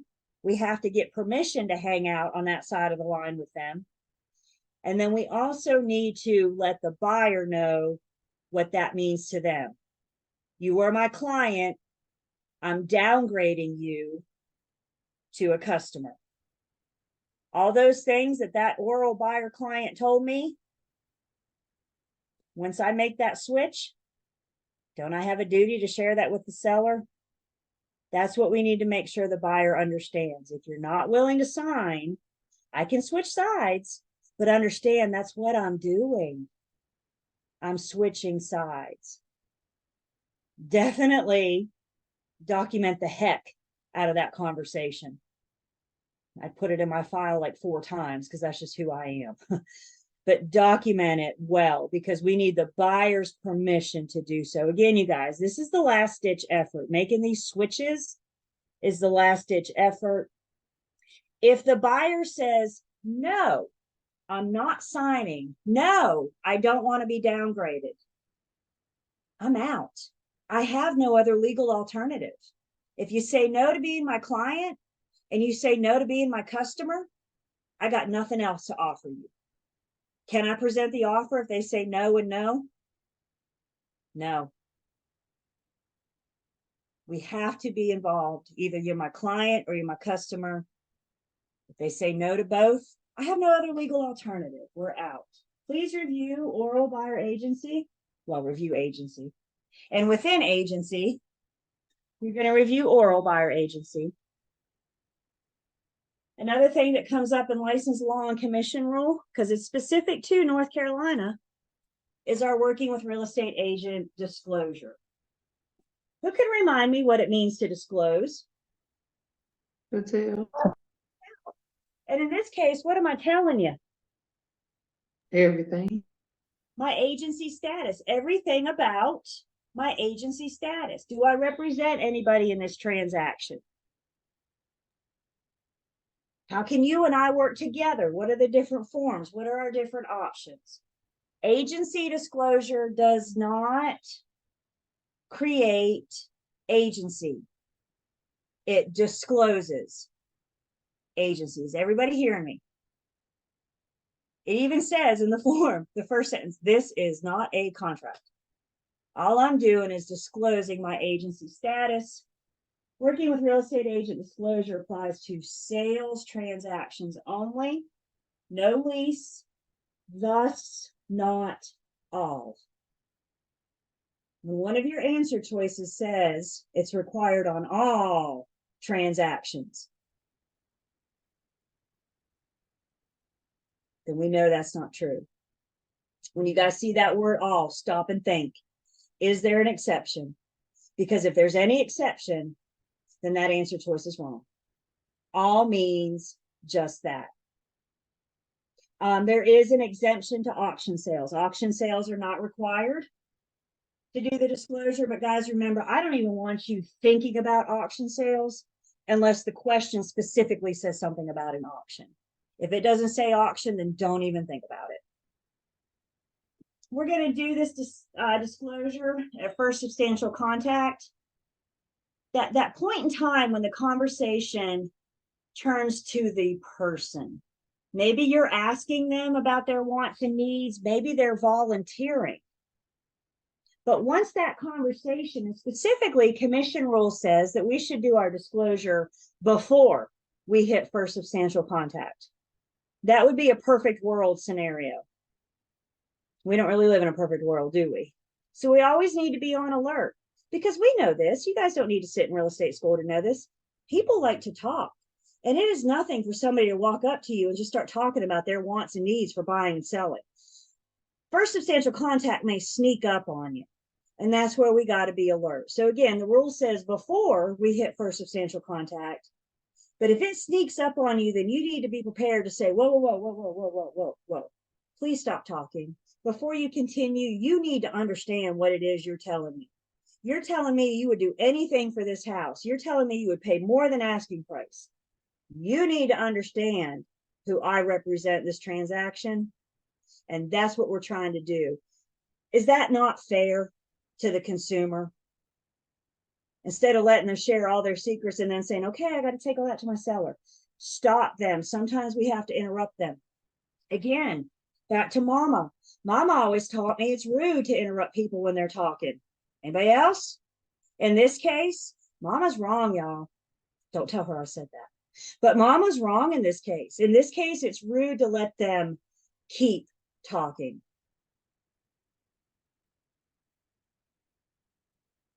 We talked about disclosure of our agency status. If you have already been hired as a seller's agent, you are currently acting as a seller's agent, and you are talking to a prospective buyer or their agent, we have a duty to disclose that status at first substantial contact, FSC, first substantial contact. So you're a listing agent, you're working with the seller. Maybe you're doing an open house. Not every buyer that comes into my open house gets the disclosure. Just the ones that hit or come close to that first substantial contact. So I've been hired, I'm acting as a seller's agent. Anytime I communicate with prospective buyers, we always give the example of the open house, but could they not call me off my sign? Could they send me an email off of my listing? Could they come by the office and ask about my listing? There's other ways they can get to me besides my open house. Compare this, already be being hired as a seller's agent. If you've already been hired as a buyer's agent, and now you're talking to sellers for the first time, I have to disclose my status of being a buyer's agent at initial contact. Hi, my name is Julie Campbell, and I'm working with a buyer that's interested in your listing at 123 Main Street. In one sentence, I introduced myself, and then I told you my status. I told you my relationship in this transaction. Now, obviously, when you're talking to sellers, you don't have to do the working with real estate agent. I'm sorry, sellers agents. You don't have to do the working with real estate agent disclosure, but I still have to disclose. I still have to tell that listing agent that I'm calling you on behalf of my buyer. I am currently working as a buyer's agent. So seller's agents for substantial contact, buyer's agents, initial contact, not representing anybody, you need to meet a consumer for substantial contact. Don't put the public in a position that they can harm themselves.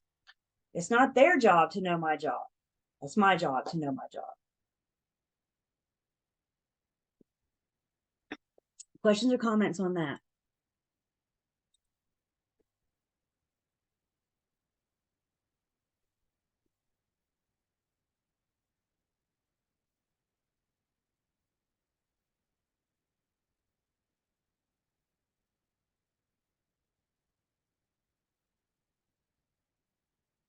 We also talked about unit 7. Here it is again in license law and commission rule. Dual agency. Show me in dual agency how many firms. Dual agency means one firm. In dual agency, how many transactions? One transaction. In dual agency, how many clients? 2 clients. Curveball. In dual agency, how many customers? Whoa, look at you guys go. 0 customers. Dual agency is in-house transactions only. In-house meaning buyer and seller are represented by the same firm. Back to your firm with 5 office locations. You got 5 offices, but you still have how many firms? 1. So you may be under different roofs as long as you're in the same firm. The seller has hired the firm to sell 123 Main Street. The buyer has hired the same firm to help them buy 123 Main Street. One transaction, 123 Main Street. Both buyer and seller have hired the firm. Nobody is a customer. Everybody's in first class. And remember, because we can work with a buyer or a tenant under an oral agreement at first, we can have consent to dual agency orally at first. That oral buyer can say, yeah, I'll do that. It's express, you guys, which means the terms have been clearly stated. So you're not just going to proceed as a dual agent without explaining to them what that means. If they want to buy 123 Main Street after you showed it to them, you've explained dual agency, you got their consent to do dual agency for the showing. We got to get their permission to get them in the front door. Now they're ready to write the offer. In addition, in our buyer's agency agreement is our consent to do dual agency. It's part of the agency agreement.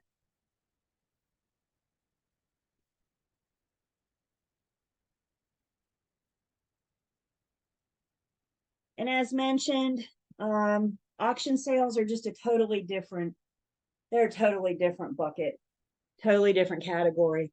I don't want you guys fretting at all about auction sales unless the question specifically says something about an auction sale.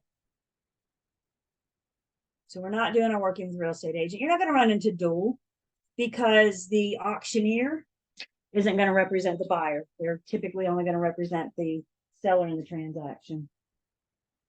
The buyer's agent, they're working with the buyer. So the buyer's agent discloses their agency status. When I meet you as my buyer, maybe I know you're going to land on an auction property, maybe I don't. I still have this duty as a buyer's agent to disclose my status at first substantial contact. Where we don't need the working with real estate agent disclosure is the auctioneer disclosing to the owner, to the seller. And the buyer's agent still needs to disclose their status. Remember in auctions, once that gavel comes down and the auctioneer says sold, congratulations, we're under contract. The next thing we need to do is get that sucker in writing.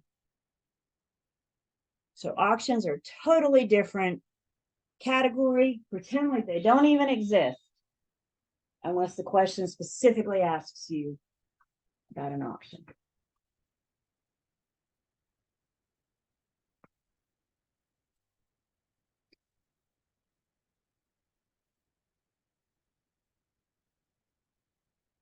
Remember too, you guys, dual agency is about the firm.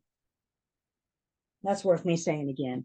Dual agency is about the firm. Dual agency allows the firm to connect 2 of their clients in the same transaction. Can we all agree dual agency is not what's best for the buyer or seller? I say, hire me. And then we enter into dual and I say, yeah, no, I can't be an advocate for you anymore. I can't give you advice. Buyers and sellers generally don't like that, right? Why would they agree to proceed? Because the seller's got to sell and the buyer's got to buy. It's what's best for the firm. It allows the firm to work in and handle those transactions. Dual agency can be one broker working with both buyer and seller in the transaction. It could also be two brokers, one working with the seller, one working with the buyer. Doesn't matter, because dual agency is about the firm. So remember our agency wall. On one side of the agency wall, you have the buyer. On the other side of the agency wall, you have the seller. And straddling the agency wall is the firm and all of the agents in the firm. We all owe this same duty to both. This is dual agency. 50-50, everybody.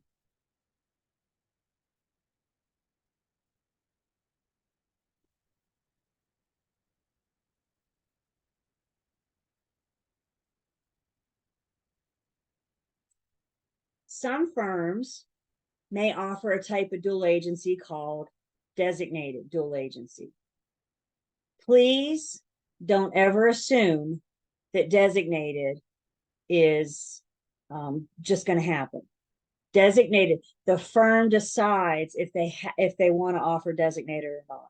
It's not required. They don't have to. It's up to the firm.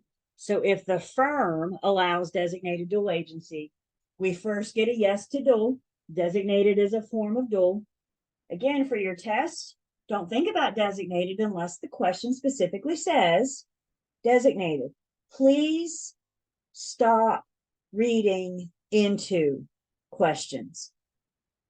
Just read the question. I promise you, the information you need to answer this question is there looking at you. You don't have to make stuff up. Is everybody with me? Anybody still playing the what if game? Stop it.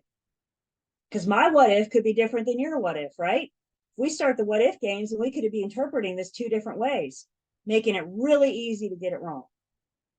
So in designated, it's a form of dual. We have yes to dual. But in designated, one of the agents gets kicked off the wall to work exclusively with the buyer.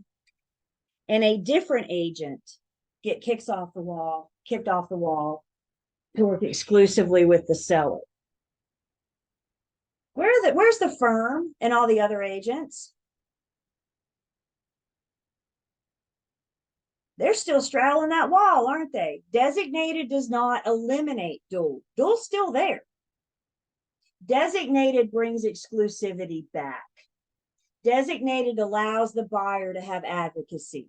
Designated allows the seller to have advocacy. But the firm and all of the other agents in the firm are still straddling that wall. Dual agency is not eliminated.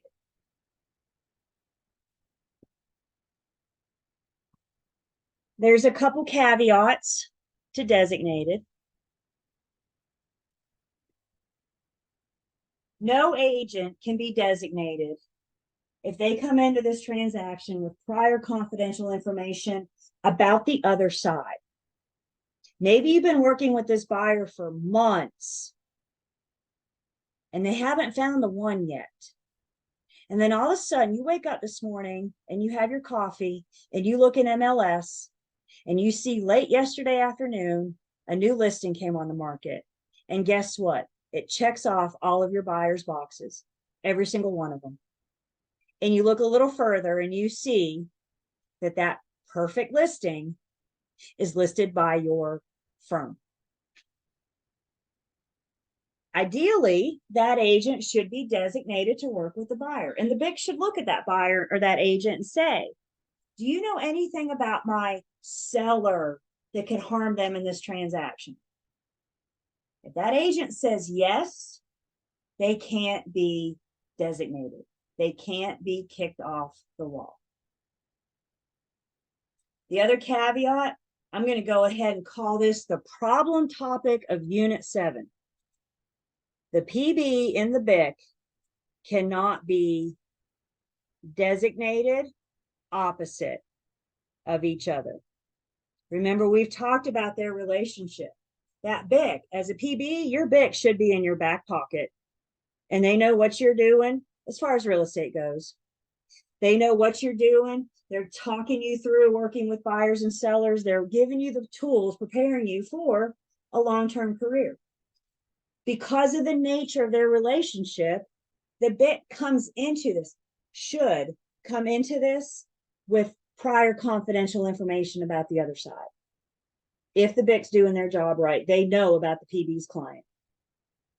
So they cannot be designated opposite each other. Shake your head, yes or no. Can the BIC and the PB be in dual together? I see more yeses than no. I agree with the yeses because remember, dual is about the firm. The firm. They can be in dual together. They cannot be designated opposite of each other. Any other relationship is allowed as long as they don't have prior confidential information about the other side. The BIC should always be asking before designation, do you know something about the other side of this transaction? Could you have a PB and a PB opposite of each other? Sure. The only other relationship not allowed are those that come into this with prior confidential information about the other side. So let's say you're a firm, what the heck, you're a BIC, and you have two PBs, and you got them going through training together. And part of your training together is you guys are sharing. I met with a seller yesterday. I'm getting ready to meet with a buyer. It's a good chance those PBs know about the other side, right? And that's what we mean by they would have prior confidential information because they've been hanging out in the office together talking about it with their BIC. All BICs handle PBs differently, training, how they keep this a secret, da-da-da-da-da. What we need to know, you can't be designated if you have prior confidential information about the other side. And the PB and the BIC, their designated BIC, can never be designated opposite of each other. What questions do I have?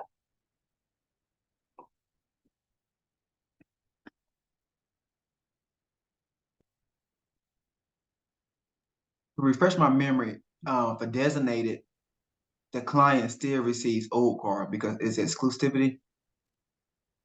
And in dual, I'm still going to give you old car. The thing that goes away is advocacy in dual. Gotcha. Okay. I can't give advice. I can't be your full advocate. Remember our football analogy?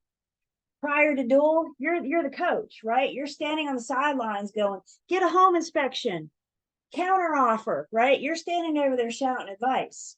In dual agency, our role changes. I can no longer be the coach. I can no longer be the advocate of one side. In dual agency, my role changes and I become the referee. Am I still important to the game? Sure. Am I telling the quarterback which play to make next?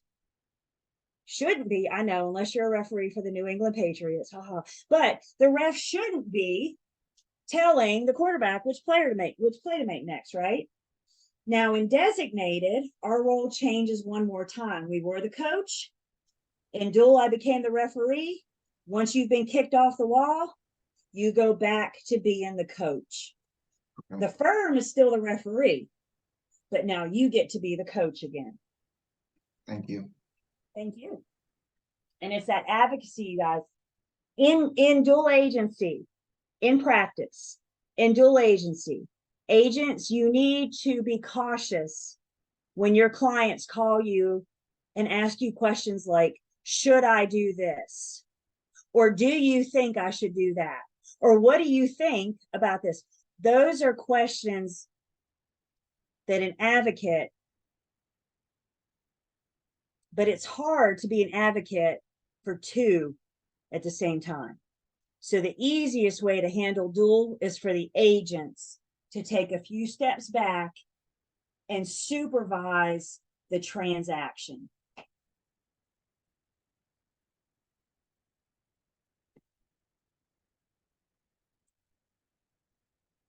If you are a single agent, dual agent, we're back to dual, not designated, we're back to dual for a second.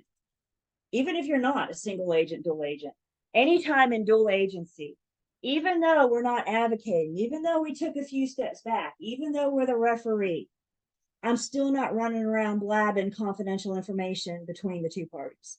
Now that I'm in dual, it's not like I can just automatically share the seller's secrets to the buyer and the buyer's secrets to the seller. We're still going to honor that confidentiality.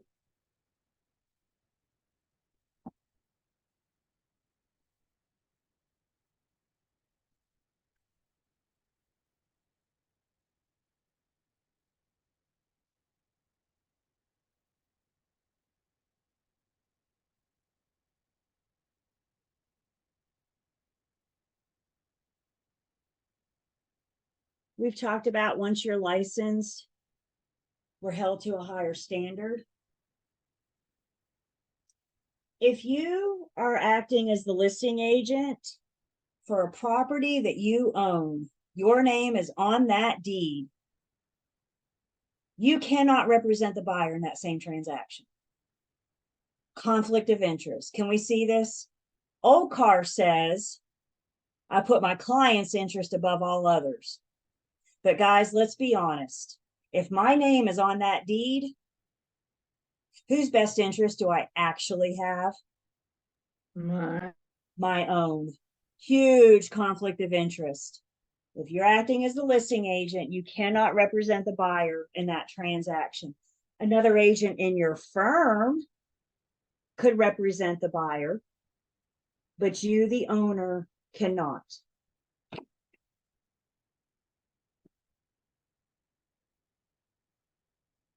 All good rules have an exception. So this one does as well. If you own commercial property, specifically, your ownership and that commercial property is 25% or less. So let's say you own a large commercial building with 4 other people. The 5 of you each have a 20% interest. You could work with the buyer in that transaction. You're going to list it. And then you could work with the buyer in that transaction as long as you go into that with full disclosure. The buyer needs to know, I have a 20% interest, and give them the option if they want to work, if they want you to represent them or not. So again, commercial property where the broker has less than a 25% interest.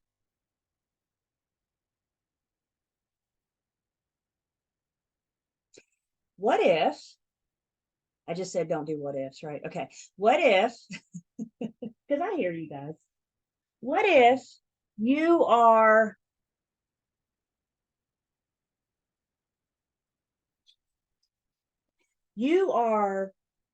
the listing agent and you become interested in buying your own listing?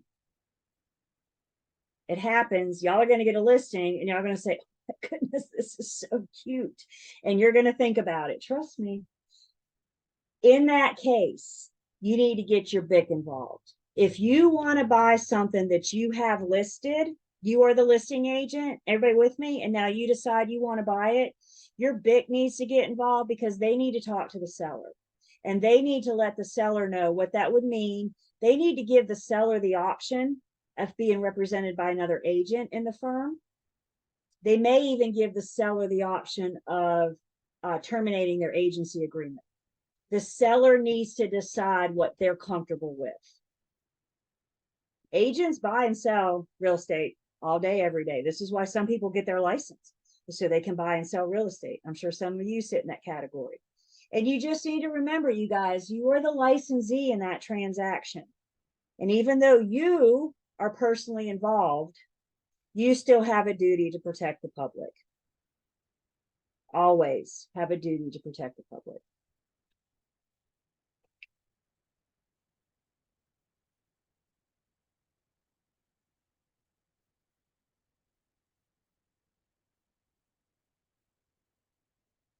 Some new stuff.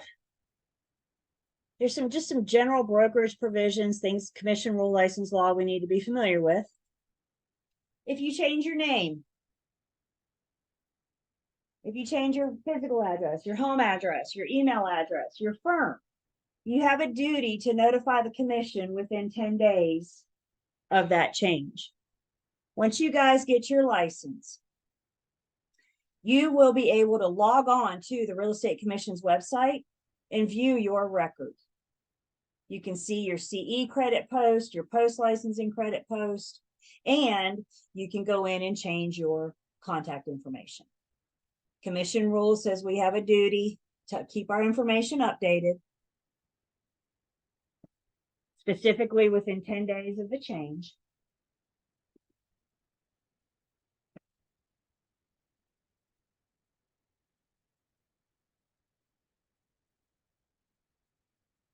There's commission rules that regulate how we can advertise our services, how we can advertise our properties for sale. You're putting yourself out there. And so there's regulations on that.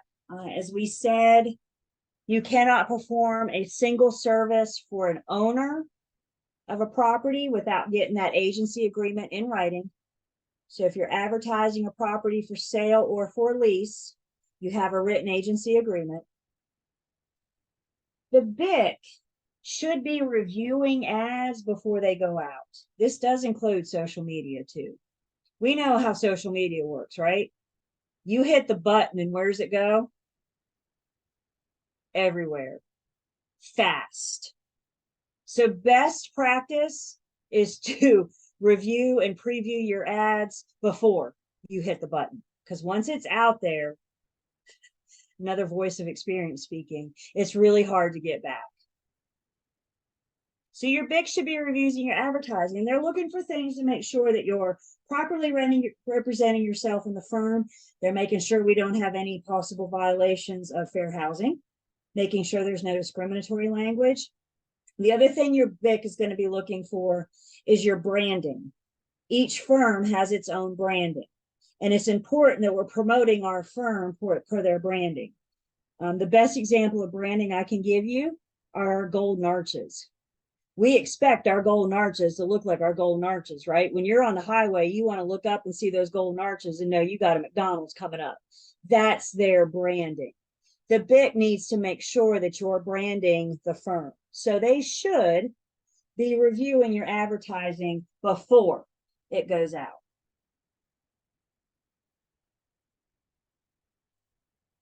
You think you guys would want to document your ads? I wish I saw more head shaking. Yes. Let me ask that a different way. What do we document? Everything. Everything. You guys think you want to document your advertising? Yeah. Take a screenshot of your Facebook page. Put it in your transaction file. When I say document everything, I literally mean that. If you find yourself going, I wonder if I should document this. Yeah. Another thing under advertising that we get, specifically commission rule says that we cannot have a blind ad. Who can remind me whose listing this is? The firm. Yeah, it's the firm's listing. A blind ad is one that doesn't mention the firm. It's not your listing. So all ads need to include the firm. And you can't, let's say the firm name is in your email address. Let's say, for example, your email is julie@coldwellbanker.com. That's not sufficient. They shouldn't have to hunt. They shouldn't have to look for the firm. It should be a prominent place of the ad. All of your brokerage services are conducted on behalf of the firm. Now, obviously, you guys would want your name and contact information and how they can get in touch with you. But we need to make sure, and guys, I'm telling you right now, I don't have to scroll far on social media to see that this commission rule isn't be followed by all. It doesn't take me long. It's not a problem until it's a problem, and now it's a problem. You got caught speeding. So make sure you include the firm's names, no blind ads.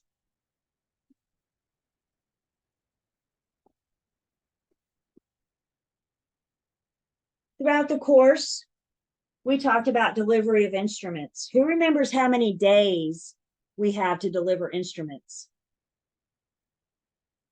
Yep, digging it. Commission rule addresses how long I have to deliver instruments. So let's break this down. First off, what the heck is an instrument? An instrument is any document related to this transaction. So at the beginning, it starts with our agency paperwork. At some point in time, hopefully we have contract paperwork. And then fingers crossed, we're going to have closing paperwork. And everything else in between is considered an instrument. A good rule of thumb, if the consumer signs it, they deserve a copy of it.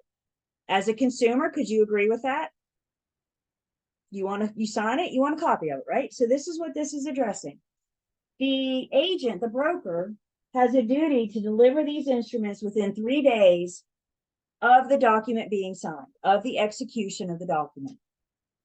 Some agents think, and I hear what they're saying, but some agents think it's going to be a lot easier if I wait until the end of the transaction and send my client everything in one nice email. So they have it all together in one email. That sounds nice, doesn't it?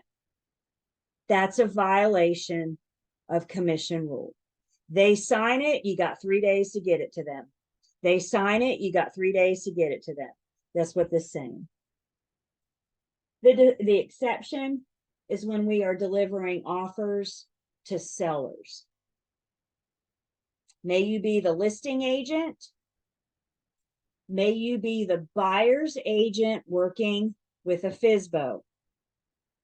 When it comes to delivery of offers to sellers, we are to deliver those immediately, but in no event later than 3 days. Is it taking y'all 3 days to send an email with a PDF attachment? This is a lot easier today than what it was 15 years ago, 20 years ago, however long we've had. So all you got to do, and again, breaking this down, my job is to deliver it to them. Am I going to keep my proof that I emailed it to you? Would that be my documentation? Don't you have a sent email with a date and time stamp? We have electronic programs that we can communicate with. That's good for compliance. That keeps that. So we deliver all offers to sellers immediately, but no event later than 3 days.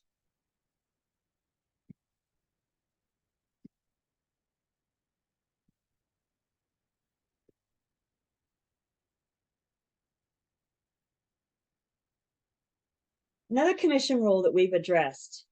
Who can remind me, who can show me how long we keep records for? Here's another 3. Commission rule addresses retention of records. We have a duty to retain records for 3 years. That 3-year clock starts at the end of the transaction. May it be a successful transaction that went to closing. May it be an unsuccessful transaction that did not. Whenever that transaction is over, whenever the broker is officially done in that transaction, that starts your 3-year clock.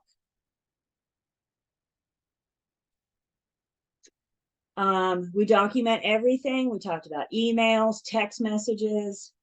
If you're doing CMAs, your advertising, notes on a Subway napkin, whatever is relevant to this transaction. Sorry, do we want Subway now? My brain just went, ooh.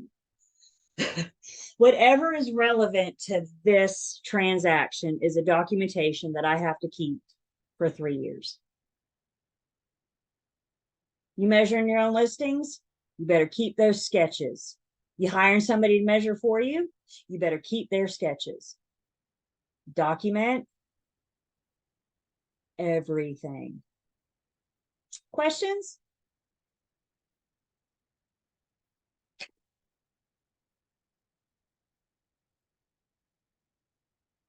Okay, so you guys have a cram course tomorrow. Like I said, we haven't gotten through everything yet. License law and commission rule. We will on Tuesday. We will definitely finish all this up on Tuesday. So if you hear something new from Jane on tomorrow. If you hear something new tomorrow, we'll get to it on Thursday. So your cram course tomorrow, you guys, the link has been sent. So if you don't have it, just reach out to Lane and or myself after class.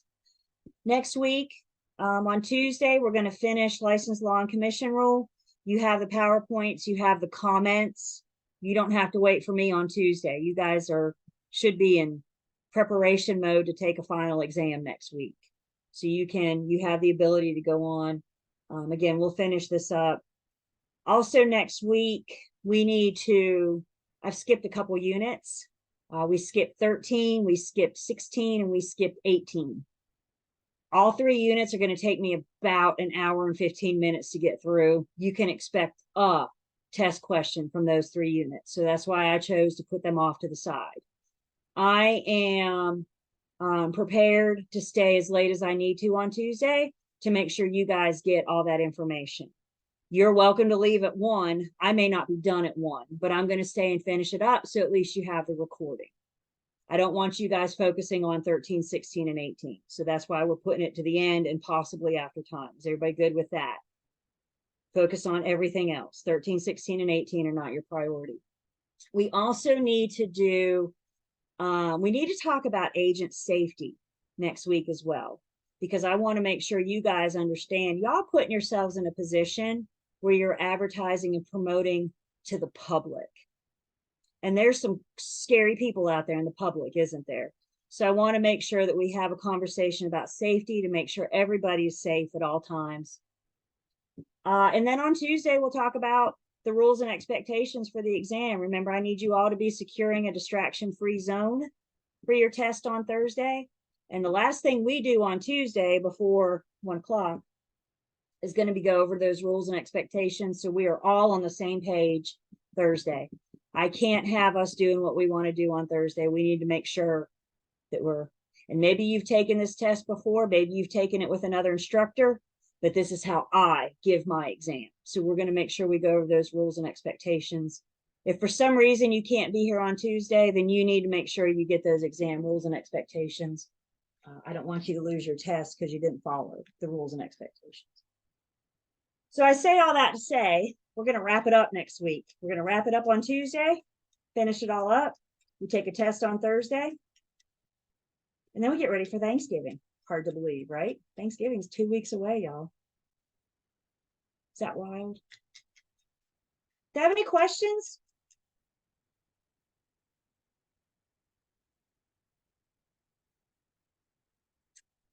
Right. You guys have a great weekend. We'll see you Tuesday morning. You're studying this weekend. Let me know if I can. I'm always here. Have a good weekend, Julie. Thanks. Thank you. Thanks, Julie. See you Thank guys. you.